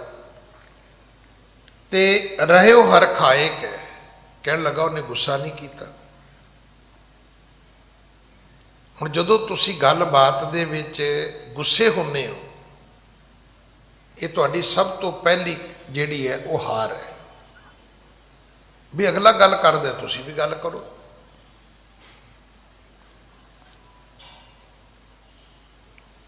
ਜਦੋਂ ਅਸੀਂ ਗੱਲਬਾਤ ਦੇ ਵਿੱਚ ਆਪਣੇ ਆਪ ਨੂੰ ਕਮਜ਼ੋਰ ਸਮਝਦੇ ਹਾਂ, ਉੱਥੇ ਫਿਰ ਅਸੀਂ ਗੁੱਸੇ ਦਾ ਰਸਤਾ ਫੜਨ ਦੀ ਕੋਸ਼ਿਸ਼ ਕਰਦੇ ਹਾਂ। ਪਰ ਭਰਤਰੀ ਕਹਿੰਦਾ ਵੀ ਮੇਰੀ ਤੇ ਉਸ ਅਵਤਾਰੀ ਪੁਰਖ ਦੀ ਜਿਹੜੀ ਵਾਰਤਾਲਾਪ ਹੋਈ ਹੈ, ਉਹ ਰਹਿਓ ਹਰ ਖਾਇਕ ਹੈ। ਉਹ ਬੜੇ ਸੋਹਣੇ ਵਾਤਾਵਰਨ ਦੇ ਵਿੱਚ, ਉਹ ਬੜੇ ਵਧੀਆ ਸਮੇਂ ਦੇ ਵਿੱਚ ਸਾਡੀ ਗੱਲਬਾਤ ਆਪਸ ਵਿੱਚ ਪੂਰੀ ਹੋਈ। ਹਾਂਜੀ, ਮਿਲੋ ਜਾਏ ਕਿਹ ਥਾਨ ਪੰਥ ਨਿਜ ਆਨਿਐ। ਚਲੋ ਜਾਏ ਮਿਲੋ ਜਾਏ ਕਿ ਥਾਨ। ਗੁਰੂ ਜੀ ਇੱਦਾਂ ਕਰੋ। ਹੁਣ ਉਹ ਸਮਝਦਾ ਸੀ ਵੀ ਮੇਰਾ ਗੁਰੂ ਵੱਡਾ ਹੈ। ਹੁਣ ਇਹ ਮੰਨਣਾ ਕੋਈ ਗਲਤ ਨਹੀਂ ਹੈ ਕਿ ਦੁਨੀਆ 'ਚ ਮੈਂ ਆਪਣੇ ਬਾਪ ਨੂੰ ਸਭ ਤੋਂ ਸਿਆਣਾ ਸਮਝਾਂ, ਆਪਣੀ ਮਾਂ ਨੂੰ ਸਭ ਤੋਂ ਚੰਗੀ ਮਾਂ ਸਮਝਾਂ। ਇਹਦੇ 'ਚ ਕੋਈ ਗੁਨਾਹ ਨਹੀਂ ਹੈ। ਵੈਸੇ ਵੀ ਕਹਿੰਦੇ ਨੇ ਕਿ ਮਨੁੱਖ ਆਪਣੀ ਅਕਲ ਨੂੰ ਤੇ ਦੂਜੇ ਦੀ ਮਾਇਆ ਨੂੰ ਹਮੇਸ਼ਾ ਹੀ ਵੱਡੀ ਸਮਝਦਾ ਹੈ। ਉਹ ਕਹਿੰਦਾ ਮੇਰੇ ਜਿੰਨਾ ਸਿਆਣਾ ਤਾਂ ਕੋਈ ਵੀ ਨਹੀਂ ਹੈਗਾ। ਭਰਤਰੀ ਵੀ ਕਹਿੰਦਾ ਵੀ ਗੁਰੂ ਗੋਰਖ ਜੀ ਵੀ ਤੁਸੀਂ ਬੜੇ ਵੱਡੇ ਹੋ, ਤੇ ਮੇਰੀ ਤੁਹਾਨੂੰ ਬੇਨਤੀ ਹੈ ਵੀ ਕੋਈ ਐਸਾ ਯਤਨ ਕਰੋ ਕਿ ਉਹ ਜਿਹੜਾ ਅਵਤਾਰੀ ਪੁਰਖ ਹੈ ਵੀ ਉਹਦੀ ਉਮਰ ਬੜੀ ਛੋਟੀ ਹੈ, ਵੀ ਕਿਸੇ ਤਰ੍ਹਾਂ ਉਹਨੂੰ ਤੁਸੀਂ ਆਪਣੇ ਜੋਗੀਆਂ ਦੇ ਪੰਥ ਵਿੱਚ ਲਾਇਓ, ਉਹਨੂੰ ਜੋਗੀ ਬਣਾ ਲਓ। ਤੁਸੀਂ ਗੁਰੂ ਗੋਰਖ ਹੋ, ਤੁਹਾਡੇ ਕੋਲ ਜੁਗਤੀਆਂ ਨੇ, ਗੁਰੂ ਹੋ ਤੁਸੀਂ। ਹਾਂਜੀ, ਦੀਜੈ ਤਹਿ ਉਪਦੇਸ਼ ਜੋਗ ਗੁਣ ਗਾਨਿਐ। ਇਸ ਕਰਕੇ ਦੀਜੇ ਤੈ ਉਪਦੇਸ਼, ਉਹਨਾਂ ਨੂੰ ਕੋਈ ਐਸਾ ਆਪਣਾ ਉਪਦੇਸ਼ ਦਿਓ ਕਿ ਉਹ ਜਿੱਥੇ ਵੀ ਜਾਣ ਤੇ ਜੋਗ ਦੇ ਗੁਣ ਗਾਉਣ।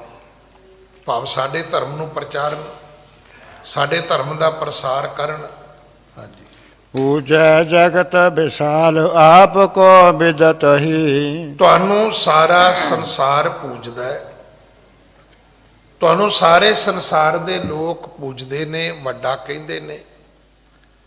ਸਾਰੇ ਲੋਕ ਤੁਹਾਡੇ ਅੱਗੇ ਸਜਦੇ ਕਰਦੇ ਨੇ, ਤੁਹਾਡੇ ਕੋਲ ਵੱਡੀਆਂ ਕਰਾਮਾਤਾਂ ਨੇ, ਅਜ਼ਮਤਾਂ ਨੇ।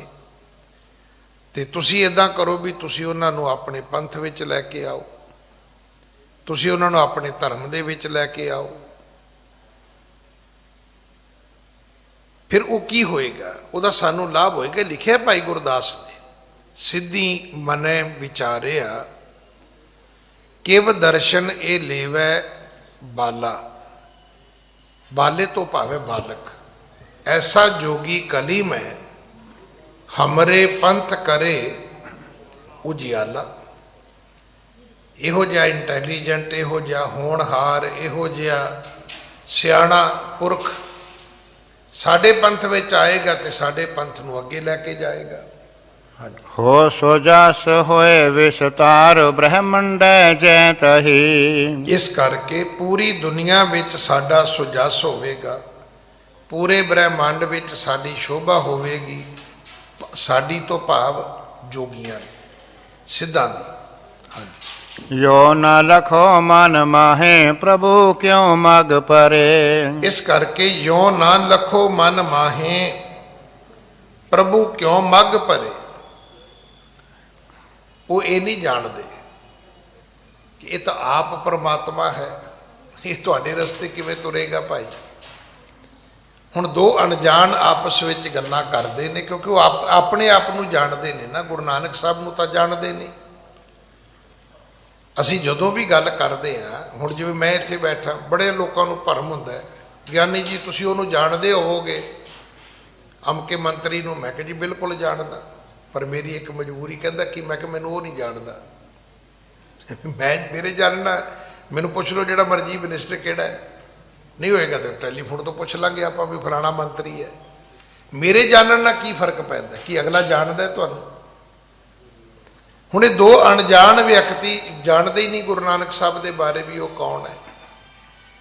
ਇਹ ਦੋ ਜਣੇ ਆਪਸ ਵਿੱਚ ਗੱਲਾਂ ਕਰਦੇ ਨੇ ਵੀ ਉਹਨਾਂ ਨੂੰ ਜੋਗੀ ਬਣਾ ਲਈਏ ਜੀ, ਸਾਡਾ ਜਸ ਹੋਏਗਾ ਜੀ, ਸਾਡਾ ਧਰਮ ਬੜਾ ਉੱਚਾ ਚਲਾ ਜਾਏਗਾ ਜੀ। ਉਹਨਾਂ ਨੂੰ ਇਹ ਨਹੀਂ ਪਤਾ, ਯੋ ਨਾ ਲਖੋ ਮਨ ਮਾਹੇ ਪ੍ਰਭ ਕਿਉਂ ਮਗ ਭਰੇ, ਕਿ ਪਰਮਾਤਮਾ ਵੀ ਤੁਹਾਡੇ ਰਸਤੇ ਤੇ ਤੁਰ ਸਕਦਾ ਹੈ। ਤੁਸੀਂ ਰੱਬ ਦੇ ਰਸਤੇ ਤੇ ਤੁਰਨਾ ਹੈ, ਰੱਬ ਨੇ ਤੁਹਾਡੇ ਰਸਤੇ ਤੇ ਨਹੀਂ ਤੁਰਨਾ। ਹਾਂਜੀ। ਰਾਮ ਕਿਸ਼ਨ ਅਵਤਾਰ ਆਨ ਜਗ ਗੁਰ ਕਰੇ। ਰਾਮ ਜੀ ਕ੍ਰਿਸ਼ਨ ਜੀ ਅਵਤਾਰੀ ਪੁਰਖ ਹੋਏ, ਆਣ ਜਗ ਜੁਗ ਕਰੇ। ਹੁਣ ਭਰਤਰੀ ਕਹਿੰਦਾ ਵੀ ਉਹ ਜਦੋਂ ਆਏ ਸੀ ਉਹਨਾਂ ਨੇ ਵੀ ਕਈਆਂ ਨੂੰ ਆਪਣਾ ਗੁਰੂ ਧਾਰਨ ਕੀਤਾ, ਕਿਸੇ ਕੋਲੋਂ ਕੁਝ ਸਿੱਖਿਆ, ਕਿਸੇ ਕੋਲੋਂ ਕੁਝ ਸਿੱਖਿਆ। ਹਾਂਜੀ। ਜਾਏ ਦੇਹੋ ਉਪਦੇਸ਼ ਜਹਾਂ ਮਿਲ ਜਾਵਈ। ਇਸ ਕਰਕੇ ਯਤਨ ਕਰੋ ਕਿ ਜਿਵੇਂ ਰਾਮਚੰਦਰ ਜੀ ਨੂੰ ਕਿਸੇ ਨੇ ਗਿਆਨ ਦਿੱਤਾ, ਕ੍ਰਿਸ਼ਨ ਜੀ ਨੂੰ ਕਿਸੇ ਨੇ ਗਿਆਨ ਦਿੱਤਾ, ਕੋਈ ਵਿਦਿਆ ਦਿੱਤੀ, ਤੇ ਤੁਸੀਂ ਵੀ ਨਾਨਕ ਜੀ ਨੂੰ ਵਿਦਿਆ ਦਿਓ। ਯਤਨ ਕਰੋ, ਕੋਸ਼ਿਸ਼ ਕਰੋ, ਜਾ ਕੇ ਮਿਲੋ। ਇਹ ਭਰਤਰੀ ਨੇ ਕਿਹਾ। ਹਾਂਜੀ। ਖੋਲਿਆ ਜੋ ਕੋ ਧਾਰ ਸੁਜਸ ਜਗ ਛਾਵਹੀ। ਜੇ ਕਿਤੇ ਨਾਨਕ ਜੋਗੀ ਬਣ ਜਾਏ ਤੇ ਜੋਗੀਆਂ ਦਾ ਜਸ ਦੁਨੀਆ ਦੇ ਵਿੱਚ ਜਿਹੜਾ ਹੈ ਉਹ ਫੈਲ ਸਕਦਾ ਹੈ। ਦੁਨੀਆ ਦੇ ਵਿੱਚ ਜੋ ਜੋਗੀਆਂ ਦਾ ਜਸ ਜਿਹੜਾ ਹੈ ਉਹ ਵੱਡਾ ਹੋ ਸਕਦਾ ਹੈ। ਹਾਂਜੀ। ਸੁਣ ਗੋਰਖ ਮਨ ਮੈਂ ਰਖੀ ਸ਼ਕਤਵਾਨ ਹੈ ਕੋਏ। ਗੁਰੂ ਗੋਰਖ ਨੂੰ ਇੱਕ ਗੱਲ ਤੇ ਸਮਝ ਆ ਗਈ ਕਿ ਭਰਤਰੀ ਦੇ ਬੋਲ ਚਾਲ ਤੋਂ ਵੀ ਪੁਰਖ ਤੇ ਕੋਈ ਸ਼ਕਤੀ ਵਾਲਾ ਹੈ, ਸਧਾਰਨ ਪੁਰਸ਼ ਤੇ ਕੋਈ ਹੋ ਨਹੀਂ ਸਕਦਾ, ਕਿ ਜਿਹਦਾ ਪ੍ਰਭਾਵ ਭਰਤਰੀ ਨੇ ਕਬੂਲਿਆ, ਕਿਉਂਕਿ ਭਰਤਰੀ ਵੀ ਕਰਾਮਾਤੀ ਪੁਰਖ ਸੀਗਾ। ਹਾਂਜੀ। ਸ਼੍ਰੀ ਵਿਸ਼ਨੂੰ ਅਵਤਾਰ ਜੋ ਅਬ ਕਲ ਮੈਂ ਕਿਉਂ ਹੋਏ। ਉਹ ਫਿਰ ਕਹਿੰਦਾ ਹੈ ਵੀ ਵਿਸ਼ਨੂੰ ਜੀ ਦਾ ਅਵਤਾਰ ਤਾਂ ਨਹੀਂ ਹੋ ਸਕਦਾ, ਕਿਉਂਕਿ ਉਹਨਾਂ ਦਾ ਅਵਤਾਰ ਕਲਯੁਗ ਵਿੱਚ ਕਿਤੇ ਲਿਖਿਆ ਹੀ ਨਹੀਂ ਹੈ ਵੀ ਕਲਯੁਗ ਵਿੱਚ ਕੋਈ ਵਿਸ਼ਨੂੰ ਜੀ ਦਾ ਅਵਤਾਰ ਹੋਏਗਾ। ਬਾਕੀ ਜਿਹੜੇ ਨੇ ਉਹ ਵਿਸ਼ਨੂੰ ਜੀ ਦੇ ਅਵਤਾਰ ਹੀ ਮੰਨੇ ਗਏ ਨੇ, ਭਾਵੇਂ ਰਾਮਚੰਦਰ ਜੀ ਨੇ, ਭਾਵੇਂ ਕ੍ਰਿਸ਼ਨ ਜੀ ਨੇ। ਹਾਂਜੀ। ਤਦਪ ਜੀਤ ਕਰਤਾ ਹੈ ਮੈਂ ਆਨੋ ਨਿਜ ਪੰਥ ਮੈਂ। ਤਦਪ ਜੀਤ ਕਰਤਾ ਹੈ। ਹੁਣ ਗੁਰੂ ਗੋਰਖ ਨੇ ਹੀਆ ਕਰ ਲਿਆ ਕਿ ਮੈਂ ਕੋਸ਼ਿਸ਼ ਕਰਾਂਗਾ, ਮੈਂ ਯਤਨ ਕਰਾਂਗਾ, ਮੈਂ ਇਸ ਗੱਲ ਦੀ ਕੋਸ਼ਿਸ਼ ਕਰਾਂਗਾ ਕਿ ਮੈਂ ਉਹਨਾਂ ਨੂੰ ਜਿੱਤਾਂਗਾ। ਜਿਤਨਾ ਕਾਹਦੇ ਨਾਲ, ਗੱਲਬਾਤ ਨਾਲ, ਕੋਈ ਇਹ ਤੇ ਹੈ ਨਹੀਂ ਵੀ ਕੁਸ਼ਤੀ ਹੋਣੀ ਸੀ, ਕੱਢ ਲਾਉਣੀ ਸੀ ਕਿਸੇ ਦੀ। ਮੈਂ ਉਹਨਾਂ ਨੂੰ ਗੋਸ਼ਟ ਕਰਕੇ ਜਿੱਤ ਲਵਾਂਗਾ, ਆਪਣੇ ਧਰਮ ਵਿੱਚ ਲੈ ਕੇ ਆਵਾਂਗਾ। ਹਾਂਜੀ। ਆਸ ਬੇਦ ਧਰ ਔਰ ਮਾਹੇ ਕੀਨ ਪਿਆਨਾ ਮੇਰ ਤੇ। ਇਉਂ ਮਨ ਵਿੱਚ ਲੈ ਕੇ ਜਿਹੜਾ ਗੁਰੂ ਗੋਰਖ ਸੀ ਉਹ ਸੁਮੇਰ ਪਰਬਤ ਤੇ ਚਲਾ ਗਿਆ। ਇੱਥੋਂ ਪਤਾ ਲੱਗਦਾ ਵੀ ਉਸ ਤੋਂ ਪਹਿਲਾਂ ਉਹ ਉੱਥੇ ਨਹੀਂ ਸੀਗਾ। ਉਹ ਉਚੇਚ ਕਰਕੇ ਗੁਰੂ ਜੀ ਨੂੰ ਮਿਲਣ ਵਾਸਤੇ ਉੱਥੇ ਪਹੁੰਚਦਾ ਹੈ। ਹਾਂਜੀ। ਉਤ ਗੋਰਖ ਯੋ ਕੀਨ ਗੁਰੂ ਕਥਾ ਇਤ ਕੀ ਸੁਣੋ। ਇਹ ਸੀ ਗੁਰੂ ਗੋਰਖ ਦੀ ਕਥਾ ਜਿਹੜੀ ਕਵੀ ਜੀ ਕਹਿੰਦੇ ਮੈਂ ਤੁਹਾਨੂੰ ਸੁਣਾਈ। ਅਗਲੀ ਕਥਾ ਫਿਰ ਆਓ ਸੁਣੀਏ ਗੁਰੂ ਨਾਨਕ ਸਾਹਿਬ ਮਹਾਰਾਜ ਦੀ, ਕਿ ਉਹ ਸਮੇਰ ਪਰਬਤ ਤੇ ਚੱਲੇ ਨੇ। ਹਾਂਜੀ। ਗਮਨੇ ਪ੍ਰਭੂ ਪਰਬੀਨ ਜਿਨ ਬਾਣੀ ਤੇ ਸ਼ਾਂਤ ਸਵੈ। ਉਹ ਸਤਿਗੁਰੂ ਚੱਲੇ ਨੇ ਜਿਨ੍ਹਾਂ ਦੀ ਪ੍ਰਭੂ ਪ੍ਰਬੀਨ, ਜਿਨ ਬਾਣੀ ਤੇ ਸ਼ਾਂਤ ਹਵੈ, ਜਿਨ੍ਹਾਂ ਦੀ ਬਾਣੀ ਤੋਂ ਤੁਹਾਨੂੰ ਸੁਖ ਮਿਲਦਾ ਹੈ, ਸ਼ਾਂਤੀ ਮਿਲਦੀ ਹੈ, ਸਹਿਜ ਮਿਲਦਾ ਹੈ। ਕੋਈ ਹੈ ਦੁਨੀਆ ਦੇ ਵਿੱਚ ਜਿਹੜਾ ਤੁਹਾਨੂੰ ਠੰਡ ਪਾਉਂਦਾ ਹੋਵੇ? ਸਭ ਚੱਕ ਦੋ ਵਾਲੇ ਨੇ। ਕੋਈ ਕਹਿੰਦਾ ਵੀ ਤੂੰ ਐਂ ਕਰ ਦੇ, ਕੋਈ ਕਹਿੰਦਾ ਤੂੰ ਐਂ ਕਰ ਦੇ, ਕੋਈ ਕਹਿੰਦਾ ਤੂੰ ਓਂ ਕਰ ਦੇ। ਹਰ ਆਦਮੀ ਤੁਹਾਨੂੰ ਇਹੀ ਪਾਠ ਪੜ੍ਹਾਏਗਾ। ਉਹਦਾ ਚੱਕਦੇ ਇੰਡੀਆ ਹੈ ਨਾ, ਉਹ ਕੱਲੇ ਕੱਲੇ ਤੇ ਲਾਗੂ ਹੋਈ ਜਾਂਦਾ ਹੈ। ਪਰ ਕੋਈ ਐਸਾ ਵੀ ਹੈ ਜਿਹੜਾ ਕਵੇ ਵੀ ਨਹੀਂ ਬਈ ਟਿਕ ਜਾਓ ਬਈ, ਹੌਲੀ ਬਈ, ਸਹਿਜ ਵਿੱਚ ਪਈ। ਐਡੀ ਕਿਹੜੀ ਕਾਹਲੀ ਹੈ ਜੀ? ਕਿਉਂਕਿ ਜੀਵਨ ਦੀਆਂ ਲੋੜਾਂ ਅੱਜ ਇਸ ਘੋਰ ਕਲਯੁਗ ਦੇ ਵਿੱਚ ਤੁਸੀਂ ਤੇ ਮੈਂ ਸਾਰਿਆਂ ਨੇ ਵੇਖੀਆਂ ਨੇ। 20 ਮਾਰਚ ਤੋਂ ਬਾਅਦ ਆਪਾਂ ਵੇਖਿਆ ਵੀ ਬੰਦੇ ਨੂੰ ਗਰਮ ਪਾਣੀ ਚਾਹੀਦਾ ਤੇ ਸੁੱਕੀ ਦਾਲ ਰੋਟੀ ਚਾਹੀਦੀ ਹੈ। ਨਾ ਇਹਨੂੰ ਜ਼ੁਕਾਮ ਲੱਗੇਗਾ, ਨਾ ਖਾਂਸੀ ਲੱਗੇਗੀ, ਨਾ ਬੁਖਾਰ ਹੋਏਗਾ, ਨਾ ਇਹਨੂੰ ਹਸਪੀਟਲ ਦੀ OPD 'ਚ ਲੈ ਕੇ ਜਾਣਾ ਪਵੇਗਾ, ਨਾ ਇਹਨੂੰ ਐਮਰਜੈਂਸੀ 'ਚ ਜਾ ਕੇ ਜਮ੍ਹਾਂ ਕਰਾਉਣਾ ਪਵੇਗਾ। ਅਸੀਂ ਆਪਣੀਆਂ ਲੋੜਾਂ ਵੇਖੀਆਂ ਨੇ। ਸਾਨੂੰ ਸਮਝ ਆ ਗਈ ਸੀ ਕਿ ਸਿਰਫ ਬੰਦੇ ਨੂੰ 2 ਵਕਤ ਦਾਲ ਪ੍ਰਸ਼ਾਦਾ ਚਾਹੀਦਾ ਹੈ। ਇਹ ਪ੍ਰੈਕਟੀਕਲੀ ਅਸੀਂ ਵੇਖਿਆ ਹੈ। ਵਿਖਾਇਆ ਕਿਹਨੇ? ਰੱਬ ਨੇ। ਹਰ ਬੰਦੇ ਨੂੰ ਬੰਦੇ ਦੀ ਔਕਾਤ ਦੱਸੀ ਵੀ ਇੰਨੀ ਕੁ ਤੇਰੀ ਲੋੜ ਹੈ ਤੇ ਇੰਨੀ ਕੁ ਔਕਾਤ ਦਾ ਤੂੰ ਮਾਲਕ ਹੈ। ਔਕਾਤ ਕੀ ਸੀ? ਘਰ ਭਰਿਆ ਹੋਇਆ ਹੈ, ਪ੍ਰਭੂ ਅੱਗੋਂ ਭੁੱਖੇ ਲੋਕ ਚਲੇ ਗਏ, ਬੰਦਾ ਰੋਟੀ ਨਹੀਂ ਦੇ ਸਕਿਆ ਉਹਨਾਂ ਨੂੰ। ਵੱਡਾ ਤਾਂ ਹੈ ਜੇ ਤੁਹਾਨੂੰ ਲੋਕ ਵੱਡਾ ਕਹਿਣ। ਤਾਂ ਵੱਡਾ ਵਡਿਆਈ ਨਾਲ ਹੁੰਦਾ ਹੈ। ਵੱਡਾ ਬੂਹੇ ਅੱਗੇ ਵੱਡਾ ਬੋਰਡ ਲਾਇਆ, ਬੰਦਾ ਵੱਡਾ ਨਹੀਂ ਹੁੰਦਾ। ਹਾਂਜੀ। ਪ੍ਰਸਥਾਨੇ ਗੁਣ ਖਾਨ ਹਨਨ ਸਭ ਸਿੱਧਨ ਮਾਨਾ। ਸਤਿਗੁਰੂ ਗੁਣਾਂ ਦੀ ਖਾਣ ਚੱਲ ਪਏ। ਪ੍ਰਸਥਾਨੇ ਤੁਰੇ ਹੀ ਇਸ ਕਰਕੇ ਨੇ। ਪ੍ਰਸਥਾਨੇ, ਪ੍ਰਸਥਾਨੇ ਦਾ ਅਰਥ ਹੁੰਦਾ ਚੱਲਣਾ। ਏਅਰਪੋਰਟ ਤੇ ਜਾਓ ਨਾ, ਉੱਥੇ ਸ਼ਬਦ ਲਿਖੇ ਹੁੰਦੇ, ਡਿਪਾਰਚਰ, ਪ੍ਰਸਥਾਨ।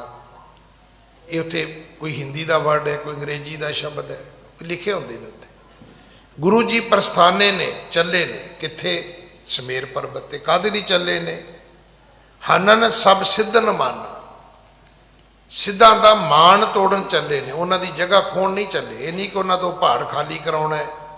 ਵੀ ਗੁਰੂ ਜੀ ਨੇ ਉੱਥੇ ਕਿਹੜਾ ਕਿਤੇ ਕੋਈ ਬਾਗ ਬਗੀਚਾ ਲਾਉਣਾ ਸੀ। ਸਤਿਗੁਰੂ ਤੇ ਇਹ ਕਹਿਣਾ ਚਾਹੁੰਦੇ ਸੀ ਵੀ ਤੁਸੀਂ ਬਰਫ਼ ਦੇ ਵਿੱਚ ਬੈਠੇ ਵੀ ਹੰਕਾਰੀ ਹੋ ਕੇ ਬੈਠੇ ਹੋ।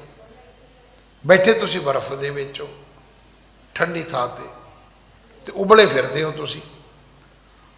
ਆਪਾਂ ਵੀ ਜਦੋਂ ਇੱਕ ਦੂਜੇ ਨੂੰ ਲੜ ਕੇ ਕੀ ਕਹਿੰਦੇ? ਸ਼ਾਂਤੀ ਕਰ, ਸ਼ਾਂਤੀ। ਹੁਣ ਸ਼ਾਂਤੀ ਇਕੱਲੀ ਜੂਨ ਜੁਲਾਈ 'ਚ ਨਹੀਂ ਹੋਣਾ ਸੀ, ਜਨਵਰੀ ਫਰਵਰੀ 'ਚ ਵੀ ਕਹਿਣੀ ਹਰ ਬੰਦੇ ਨੂੰ ਵੀ ਸ਼ਾਂਤੀ ਕਰੋ ਜੀ, ਠੰਡ ਰੱਖੋ ਜੀ। ਵੀ ਠੰਡ 'ਚ ਠੰਡ ਰੱਖਣ ਦੀ ਕੀ ਲੋੜ ਹੈ? ਚਾਹ ਪੀ ਪੀ ਕੇ ਤੇ ਗੁਜ਼ਾਰਾ ਕਰਨ ਡਏ ਆਪਾਂ। ਘੜੀ ਕੁ ਮਗਰੋਂ ਠਰ ਜੀ ਤੇ ਫਿਰ ਕਹੀਦਾ ਚਾਹ ਲਿਆਓ ਜੀ, ਪਰ ਸਾਹਮਣੇ ਵਾਲਾ ਫਿਰ ਕਹੀ ਜਾਂਦਾ ਠੰਡ ਰੱਖੋ। ਠੰਡ ਦਾ ਮਤਲਬ ਵੀ ਆਪ ਹੀ ਤਪੀ ਜਾਂਦੇ ਅਸੀਂ। ਗੁਰੂ ਜੀ ਜੋਗੀਆਂ ਦਾ ਹੰਕਾਰ ਤੋੜਨ ਚੱਲੇ ਨੇ, ਜਗ੍ਹਾ ਖਾਲੀ ਕਰਾਉਣ ਨਹੀਂ ਚੱਲੇ। ਸਤਿਗੁਰਾਂ ਨੇ ਕੀ ਲੈਣਾ ਸੀ?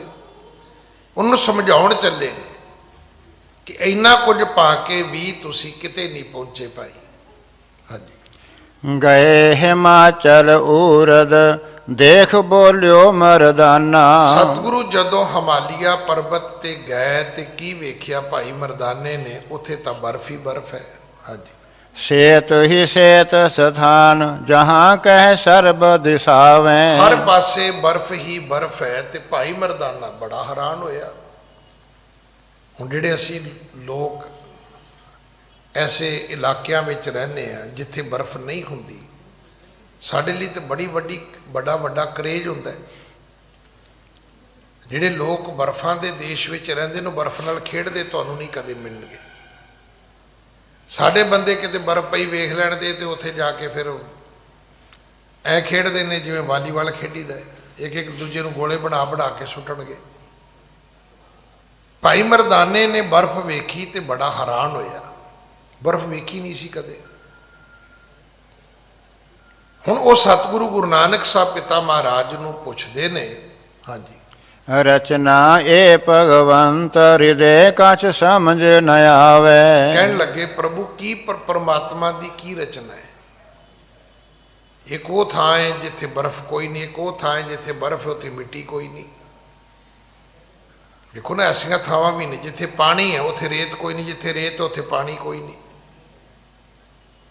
ਐਸੀਆਂ ਥਾਵਾਂ ਵੀ ਹੈਗੀਆਂ ਨੇ। ਐਸੇ ਦੇਸ਼ ਹੈਗੇ ਜਿੱਥੇ ਪਾਣੀ ਹੈ। ਐਸੇ ਵੀ ਦੇਸ਼ ਨੇ ਜਿੱਥੇ ਮਿੱਟੀ ਹੈ, ਪਾਣੀ ਹੱਥ ਧੋਣ ਨੂੰ ਨਹੀਂ ਲੱਭਦਾ, ਪੀਣ ਨੂੰ ਨਹੀਂ ਲੱਭਦਾ। ਆਖਿਆ ਇਹ ਉਸ ਰਚਨਾ ਇਹ ਭਗਵੰਤ ਹਿਰਦੇ ਕੁਛ ਸਮਝ ਨਾ ਆਵੇ। ਭਗਵਾਨ ਦੀ ਰਚਨਾ ਦੀ ਬਾਬਾ ਮੈਨੂੰ ਨਹੀਂ ਸਮਝ ਆਈ ਵੀ ਇਹ ਕੀ ਰਚਨਾ ਹੈ। ਕਿਤੇ ਵੇਖਿਆ ਤੇ ਸੋਨੇ ਦੀ ਧਰਤੀ, ਕਿਤੇ ਵੇਖਿਆ ਤੇ ਬਰਫ਼ ਦੀ ਧਰਤੀ ਹੈ। ਹਾਂਜੀ। ਕਹੋ ਸਰਬ ਬਰਤੰਤ ਇਹ ਨਾਮ ਪਹਾੜ ਬਖਾਨ ਕਰ। ਆਖਿਆ ਬਾਬਾ ਮੈਨੂੰ ਸਮਝਾ ਦਿਓ, ਇੱਕ ਤੇ ਇਸ ਪਹਾੜ ਦਾ ਨਾਂ ਕੀ ਹੈ ਤੇ ਇੱਕ ਇਹ ਰੱਬ ਦੀ ਕਲਾ ਕੀ ਹੈ। ਪਹਾੜ ਤਾਂ ਦੁਨੀਆ 'ਚ ਬੜੇ ਸਾਰੇ ਪਹਾੜਾਂ ਤੇ ਬਰਫ਼ ਨਹੀਂ ਹੈ, ਕਈ ਸੁੱਕੇ ਪਹਾੜ ਵੀ ਨੇ, ਖੁਸ਼ਕ ਪਹਾੜ ਵੀ ਨੇ। ਇੱਥੋਂ ਤੱਕ ਕਿ ਪਹਾੜ ਜ਼ਮੀਨ ਵਿੱਚ ਵੀ ਹੈਗੇ ਨੇ, ਧਰਤੀ ਦੇ ਅੰਦਰ। ਗ੍ਰਾਂਡ ਕੇਨੀਆ ਇੱਕ ਜਗ੍ਹਾ ਹੈ, ਜਿਹੜੇ 7 ਅਜੂਬੇ ਨੇ ਦੁਨੀਆ ਦੇ, ਉਹਨਾਂ ਅਜੂਬਿਆਂ 'ਚ ਇੱਕ ਅਜੂਬਾ ਹੈ। ਜਿਵੇਂ ਕੈਨੇਡਾ ਦਾ ਨਿਆਗਰਾ ਫਾਲ ਹੈ ਨਾ, ਉਸੇ ਤਰ੍ਹਾਂ ਅਮਰੀਕਾ ਦਾ ਗ੍ਰਾਂਡ ਕੇਨੀਆ ਹੈ। ਉਹ ਧਰਤੀ ਵਿੱਚ ਪਹਾੜ ਨੇ, ਮਤਲਬ ਥੱਲੇ ਪਹਾੜ ਵੇਂਦਿਆਂ ਬੰਦੇ ਦਾ ਸਾਹ ਸੁੱਕ ਜਾਂਦਾ ਹੈ। ਆਖਿਆ ਬਾਬਾ ਮੈਨੂੰ ਨਹੀਂ ਇਹ ਗੱਲ ਸਮਝ ਨਹੀਂ ਆਈ ਵੀ ਰੱਬ ਦੀ ਇਹ ਰਚਨਾ ਹੈ ਕੀ ਹੈ। ਵੀ ਅਸੀਂ ਇੱਥੇ ਆਏ ਹਾਂ ਵੀ ਇੱਥੇ ਧਰਤੀ ਹੈ ਨਹੀਂ, ਸਿਰਫ ਕੇਵਲ ਤੇ ਕੇਵਲ ਬਰਫ਼ ਤੇ ਬਰਫ਼ ਹੀ ਹੈ। ਹਾਂਜੀ। ਨਿਜ ਸ਼੍ਰੋਣਨ ਮੈਂ ਸੁਣ ਬੈਨ, ਕੋ ਬੋਲੇ ਮੁਖ ਤੇ ਜਗਤ ਗੁਰ। ਨਿਜ ਸਰੋਨਣ ਮੈਂ ਸੁਣ ਬੈਣ, ਆਪਣੇ ਕੰਨਾਂ ਨਾਲ ਸ਼ਰਵਣਾ ਨਾਲ ਸਤਿਗੁਰਾਂ ਨੇ ਭਾਈ ਮਰਦਾਨੇ ਦੀ ਬੈਣ ਸੁਣੀ, ਬਾਣੀ ਸੁਣੀ। ਕੋ ਬੋਲੇ ਮੁਖ ਤੇ ਜਗਤ ਗੁਰ, ਗੁਰੂ ਸਾਹਿਬ ਜਗਤ ਦੇ ਗੁਰੂ ਜਿਹੜੇ ਨੇ ਉਹਨਾਂ ਨੇ ਫਿਰ ਕੁਝ ਬਚਨ ਆਪਣੇ ਮੁਖ ਤੋਂ ਉਚਾਰੇ ਨੇ। ਹਾਂਜੀ। ਨਾਮ ਹਿਮਾਲੈ ਸੈਲ ਕੋ, ਬਹੁਰ ਸੇਤ ਜੋ ਦੇਖ। ਸਤਿਗੁਰੂ ਕਹਿਣ ਲੱਗੇ ਵੀ ਨਾ ਇਹਦਾ ਹਿਮਾਲਿਆ ਹੈ, ਹਿਮਾਲਾ, ਤੇ ਸੈਲ ਇੱਥੇ ਸਿਰਫ ਬਰਫ਼ ਦੀ ਹੈ। ਅਗਰ ਇੱਥੇ ਸੈਰ ਕਰਨੀ ਤੇ ਇੱਥੇ ਕੋਈ ਬਾਗ ਬਗੀਚਾ ਨਹੀਂ ਹੈ, ਇੱਥੇ ਕੋਈ ਨਦੀਆਂ ਨਹੀਂ ਹੈ, ਇੱਥੇ ਕੇਵਲ ਤੇ ਕੇਵਲ ਬਰਫ਼ ਹੈ, ਸੇਤ ਹੈ। ਪਰੀ ਬਰਫ ਸੋ ਜਮ ਰਹੀ, ਸੀਤੈ ਕਰੇ ਵਿਸ਼ੇਖ। ਮਰਦਾਨਿਆ ਇਸ ਬਰਫ਼ ਨੇ ਸਿਰਫ ਠਾਰਨਾ ਹੈ, ਹੋਰ ਕੁਛ ਨਹੀਂ ਕਰਨਾ, ਕੁਝ ਪਕਾ ਖਵਾ ਬਣਾ ਕੇ ਨਹੀਂ ਖਵਾਉਣਾ ਇਹਨੇ ਸਾਡੇ ਅੰਗਾਂ ਨੂੰ ਸੀਤ ਕਰਨਾ ਹੈ, ਠੰਡਾ ਕਰਨਾ ਹੈ। ਇਹ ਕੇਵਲ ਸੀਤਲਤਾ ਹੀ ਦਿੰਦੀ ਹੈ, ਇਹ ਜਿਹੜੀ ਬਰਫ਼ ਹੈ। ਹਾਂਜੀ। ਪਾਂਡਵ ਆਨ ਗਰੇ ਇਸ ਮੈਂ, ਖਗ ਜਾਵਤ ਜਾਂ ਪਰ ਸੋ ਗਰ ਜਾਈ। ਇੱਥੇ ਪੰਛੀ ਆ ਜਾਏ ਤੇ ਉਹ ਵੀ ਇਸ ਬਰਫ਼ ਦੇ ਵਿੱਚ ਗਲ ਜਾਂਦਾ ਹੈ। ਪਾਂਡਵ ਜਿਹੜੇ ਸੀ ਕਹਿੰਦੇ ਉਹ ਇੱਥੇ ਆ ਕੇ ਗਲੇ ਸਨ। ਜਿਹੜੇ 5 ਪਾਂਡਵਾਂ ਦਾ ਆਪਾਂ ਜ਼ਿਕਰ ਸੁਣਦੇ ਆ, ਯੁਧਿਸ਼ਟਰ ਨੂੰ ਛੱਡ ਕੇ ਬਾਕੀ 4 ਦੇ ਲਈ ਇੱਕ ਐਸੀ ਮਿੱਥ ਹੈ, ਮੰਨਿਆ ਜਾਂਦਾ ਹੈ ਕਿ ਉਹ ਹਿਮਾਲਿਆ ਦੇ ਪਰਬਤ ਪਹਾੜਾਂ ਵਿੱਚ ਜਾ ਕੇ, ਹਿਮਾਲਿਆ ਦੇ ਉੱਤੇ ਜਾ ਕੇ ਉਹ ਸਮਾ ਗਏ ਸਨ। ਹਾਂਜੀ। ਏਕ ਬਚਿਓ ਧਰਮ ਰਾਏ ਕੋ ਤਾਤ, ਨਾ ਆਇਓ ਇਤੇ ਸੁਰ ਲੋਕ ਸਿਧਾਈ। ਇੱਕ ਬਚਿਆ ਸੀ, ਉਹ ਸੀ ਯੁਧਿਸ਼ਟਰ, ਕਿਉਂਕਿ ਉਹ ਉੱਥੇ ਗਿਆ ਨਹੀਂ ਸੀ, ਇਸ ਕਰਕੇ ਉਹ ਮਾਤ ਲੋਕ ਦੇ ਵਿੱਚ ਹੀ ਸੁਰ ਲੋਕ ਨੂੰ ਗਿਆ। ਉਹਨੇ ਉੱਥੇ ਆਪਣਾ ਸਰੀਰ ਤਿਆਗਿਆ ਸੀ, ਬਾਕੀ ਇਸ ਪਹਾੜ ਦੇ ਉੱਤੇ ਚੜ੍ਹ ਕੇ ਸਮਾਏ ਸਨ। ਹਾਂਜੀ। ਸਿਰ ਕਰ ਤਾਰ ਦਇਆ ਤੁਝ ਪੈ, ਤਨ ਖੇਦ ਨਹੀਂ ਇਹ ਠੌਰ ਦਿਖਾਈ। ਦੇਖ ਮਰਦਾਨਿਆ, ਤੇਰੇ ਤੇ ਕਰਤਾਰ ਦੀ ਕਿੰਨੀ ਕਿਰਪਾ ਹੈ ਕਿ ਜਿੱਥੇ ਆ ਕੇ ਵੱਡੇ ਵੱਡੇ ਪਾਂਡਵ ਗਲ ਗਏ ਤੇ ਤੂੰ ਬਿਨਾਂ ਕਿਸੇ ਦੁੱਖ ਤਕਲੀਫ ਤੋਂ ਇੱਥੇ ਪਹੁੰਚ ਗਿਆ ਹੈ, ਹਿਮਾਲਿਆ ਦੇ ਉੱਪਰ। ਹਾਂਜੀ। ਆਗੇ ਚੱਲੇ ਸਿਰ ਧਾਰ ਪਹਾੜ, ਬੇਲੋਕੈ ਤਾਹੇ ਕੋ ਬਾਣੀ ਅਲਾਈ। ਅੱਗੇ ਸਿਰ ਧਾਰ ਕਵੀ ਜੀ ਨੇ ਲਿਖਿਆ, ਇੱਕ ਪਹਾੜ ਦਾ ਨਾਮ ਹੈ। ਕਿਸੇ ਨੇ ਇਹਨੂੰ ਸਿਰ ਧਾਰ ਕਿਹਾ, ਕਿਸੇ ਨੇ ਸੁਰਦਾਰ ਕਿਹਾ, ਕਿਸੇ ਨੇ ਚੀੜ ਕਿਹਾ। ਜਿੱਥੇ ਅੱਗੇ ਸਤਿਗੁਰੂ ਗੁਰੂ ਨਾਨਕ ਸਾਹਿਬ ਮਹਾਰਾਜ ਚੱਲੇ ਨੇ। ਹਾਂਜੀ। ਗੈਲ ਨਹੀਂ ਇਹ ਸੈਲ ਕੇ ਉਪਰ, ਸੀਸ ਅਧੋ ਪਦ ਉਰਦ ਹੋ। ਸਤਿਗੁਰੂ ਕਹਿਣ ਲੱਗੇ ਇਸ ਸੁਰਦਾਰ ਪਹਾੜ, ਚੀੜ ਪਹਾੜ ਤੋਂ ਅੱਗੇ ਕੋਈ ਸੈਲ ਨਹੀਂ ਹੈ, ਕੋਈ ਜਾ ਹੀ ਨਹੀਂ ਸਕਦਾ। ਅਗਰ ਕੋਈ ਜਾਂਦਾ ਤੇ ਇੱਕ ਮਨੌਤ ਹੈ ਕਿ ਉਹਦਾ ਸਿਰ ਥੱਲੇ ਹੋ ਜਾਂਦਾ, ਪੈਰ ਉੱਪਰ ਹੋ ਜਾਂਦੇ ਨੇ। ਹਾਂਜੀ। ਕੋ ਨਹਿ ਆਏ ਮਹਾ ਬਿਖਰੋ, ਮਗ ਆਵਤ ਸੋ ਹੋਏ ਖੇਚਰ ਜੋ। ਇੱਥੇ ਤੱਕ ਸਿਰਫ ਉਹ ਆ ਸਕਦਾ ਹੈ ਜਿਹੜਾ ਖੇਚਰ ਹੋਵੇ, ਜਿਹੜਾ ਉੱਡ ਸਕਦਾ ਹੋਵੇ ਪੰਛੀਆਂ ਵਾਂਗ। ਬੜੀ ਵੱਡੀ ਤਕਲੀਫ ਹੁੰਦੀ ਜੇ ਕੋਈ ਇੱਥੋਂ ਤੱਕ ਪਹੁੰਚਦਾ ਹੈ ਤਾਂ। ਆਮ ਸਧਾਰਨ ਆਦਮੀ ਜਿਹੜਾ ਹੈ ਉਹ ਇਸ ਚੀੜ ਪਹਾੜ ਤੱਕ ਨਹੀਂ ਪਹੁੰਚਦਾ, ਇਸ ਸੁਰਦਾਰ ਪਰਬਤ ਤੱਕ। ਇਹਨੂੰ ਦੇਵਦਾਰਾਂ ਦਾ ਪਹਾੜ ਵੀ ਭਾਈ ਵੀਰ ਸਿੰਘ ਜੀ ਨੇ ਦੱਸਿਆ।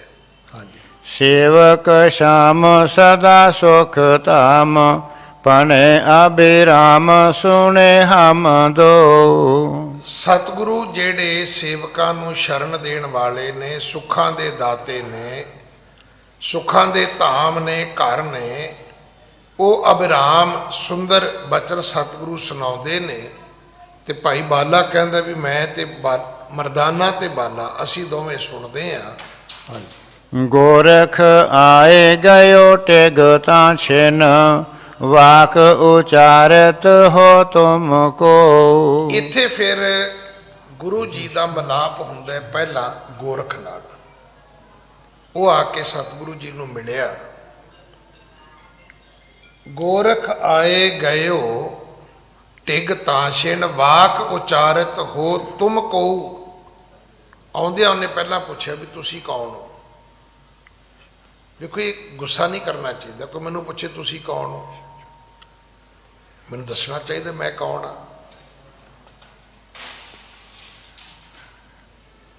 ਅਗਲੇ ਨੂੰ ਵੀ ਪੁੱਛ ਲੈਣਾ ਚਾਹੀਦਾ, ਬਜਾਏ ਕਿ ਅਸੀਂ ਭੁਲੇਖੇ ਜੀ। ਅੱਜ ਜਿਹੜੀ ਬਹੁਤੀ ਦੁਨੀਆ ਦੀ ਪ੍ਰੋਬਲਮ ਹੈ ਕੀ ਹੈ, ਅਸੀਂ ਆਪਣੀ ਈਗੋ 'ਚ ਇੰਨੇ ਭਰੇ ਹੋਏ ਹਾਂ ਵੀ ਅਸੀਂ ਅਗਲੇ ਨੂੰ ਪੁੱਛਦੇ ਹੀ ਨਹੀਂ ਵੀ ਭਾਜੀ ਤੁਸੀਂ ਕਿੱਥੋਂ ਜੇ, ਤੁਹਾਡਾ ਨਾਂ ਕੀ ਹੈ, ਵੀ ਆਪਾਂ ਇਕੱਠਿਆਂ ਨੇ ਸਫ਼ਰ ਕਰਨਾ ਹੈ। ਇਹ ਵੀ ਇੱਕ ਸ਼ਿਸ਼ਟਾਚਾਰ ਹੈ, ਆਪਣੇ ਬਾਰੇ ਦੱਸਣਾ, ਦੂਜੇ ਬਾਰੇ ਜਾਣਨਾ।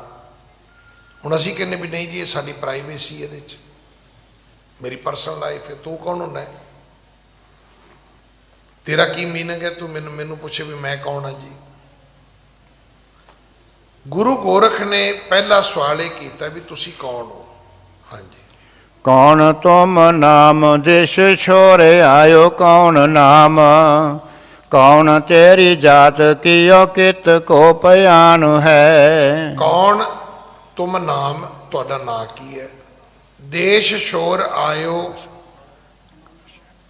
ਕੌਣ ਤੁਸੀਂ, ਕਿਹੜਾ ਦੇਸ਼ ਛੱਡ ਕੇ ਆਏ ਹੋ, ਭਾਵ ਕਿਹੜੇ ਦੇਸ਼ ਤੋਂ ਆਏ ਹੋ, ਤੁਹਾਡਾ ਦੇਸ਼ ਕਿਹੜਾ ਹੈ, ਤੁਹਾਡਾ ਨਾਮ ਕਿਹੜਾ ਹੈ।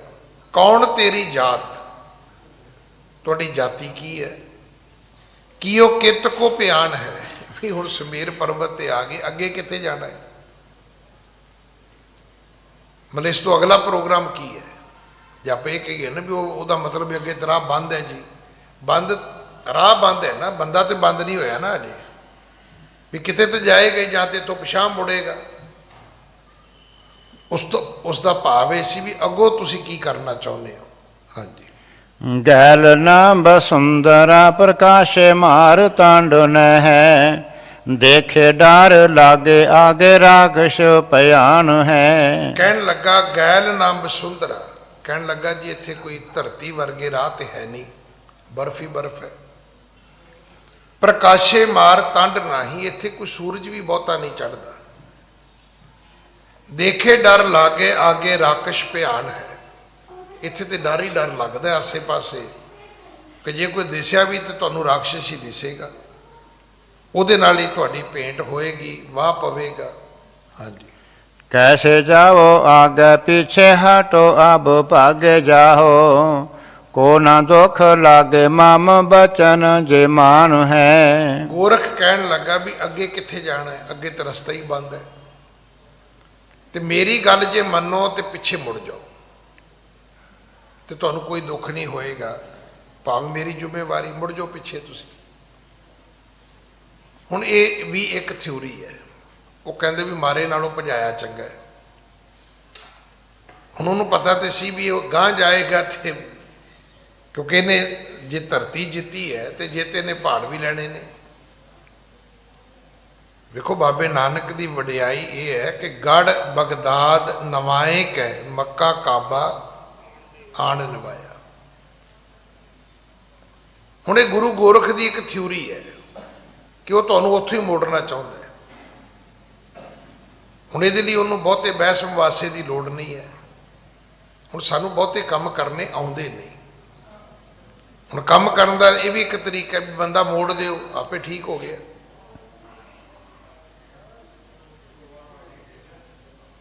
ਸਵਾਲ ਤੇ ਇਹੀ ਹੈ ਨਾ ਕਿ ਬੰਦਾ ਅੱਗੇ ਨਾ ਜਾਏ। ਅੱਗੇ ਜਾਣ ਤੋਂ ਰੋਕਣ ਲਈ ਜ਼ਰੂਰੀ ਥੋੜਾ ਵੀ ਉਹਦੇ ਨਾਲ ਹੱਥੋਂ ਪਾਈ ਹੋਣਾ, ਜੇ ਉਹਦੇ ਲੱਤਾਂ ਬਾਹਾਂ ਤੋੜਨੀਆਂ ਨੇ, ਜੋ ਤੁਹਾਡੀਆਂ ਗੱਲਾਂ ਬਾਤਾਂ ਜੀ ਉੱਥੋਂ ਨਿਕਲ ਜਾਵੇ ਤੇ ਹੋਰ ਕੀ ਚਾਹੀਦਾ। ਉਹ ਕਹਿਣ ਲੱਗਾ ਜੀ ਅੱਗੇ ਤੇ ਰਾਖਸ਼ ਨੇ ਜੀ, ਅੱਗੇ ਤੇ ਕੋਈ ਗੱਲ ਹੀ ਨਹੀਂ ਹੈਗੀ ਜੀ, ਇੱਥੋਂ ਹੀ ਪਿਛਾਂਹ ਮੁੜ ਜਾਓ ਜੀ। ਹਾਂਜੀ। पूरो गोर कीजै इत जान नाम लीजै तब, बिना आई चले कैसे दिन निज प्राण है। ਕਹਿਣ ਲੱਗਾ ਜੀ ਪੂਰਾ ਗੁਰੂ ਕਰ ਲਓ, ਕੋਈ ਪੂਰਾ ਗੁਰੂ ਧਾਰਨ ਕਰੋ, ਫਿਰ ਇਤ ਜਾਣ ਨਾਮ ਲੀਜੈ ਤਬ, ਪੂਰੇ ਗੁਰੂ ਵਾਲੇ ਬਣ ਕੇ ਜਾਓ ਤਾਂ ਅੱਗੇ ਜਾਣ ਦਾ ਨਾਂ ਲਿਆ ਜੇ, ਨਹੀਂ ਤੇ ਖਤਰਾ ਹੀ ਖਤਰਾ ਹੈ ਅੱਗੇ ਤਾਂ, ਕਿਉਂਕਿ ਤੁਹਾਡੀ ਰਾਖੀ ਕਰਨ ਵਾਲਾ ਕੋਈ ਗੁਰੂ ਤੇ ਚਾਹੀਦਾ ਹੀ ਹੈ। ਬਿਨਾ ਆਈ ਚੱਲੇ ਕੈਸੇ ਦੇਣ ਨਿਜ ਪ੍ਰਾਣ, ਕੋ ਕਹਿਣ ਲੱਗਾ ਜੇ ਮੌਤ ਤੁਹਾਡੀ ਆਈ ਨਹੀਂ ਪਰ ਮਰਨ ਤੁਰੇ ਹੋ ਤੁਸੀਂ। ਬੜੇ ਖਰੇ ਖਰੇ ਸ਼ਬਦ ਗੁਰੂ ਗੋਰਖ ਨੇ ਇੱਥੇ ਬੋਲੇ ਨੇ, ਸਤਿਗੁਰੂ ਕਿਰਪਾ ਕਰਨ। ਅਗਲੀ ਕਥਾ ਆਪ ਜੀ ਕੱਲ ਭਾਈ ਗੁਰਪ੍ਰੀਤ ਸਿੰਘ ਹੋਰਾਂ ਕੋਲੋਂ ਸਰਵਣ ਕਰੋਗੇ। ਦਾਸ ਨੇ ਕੱਲ ਦਰਬਾਰ ਸਾਹਿਬ ਜਾਣਾ ਹੈ, ਸਤਿਗੁਰੂ ਕਿਰਪਾ ਕਰਨ। ਪਰਸੋਂ ਤੋਂ ਫਿਰ ਦਾਸ ਆਪ ਜੀ ਦੀ ਸੇਵਾ ਵਿੱਚ ਸਤਿਗੁਰੂ ਰਹਿਮਤ ਕਰਨ ਹਾਜ਼ਰ ਹੋਵੇਗਾ। ਭੁੱਲਾਂ ਬਖਸ਼ੋ ਜੀ, ਫਤਿਹ ਬੁਲਾਓ। ਵਾਹਿਗੁਰੂ ਜੀ ਕਾ ਖਾਲਸਾ, ਵਾਹਿਗੁਰੂ ਜੀ ਕੀ ਫਤਿਹ।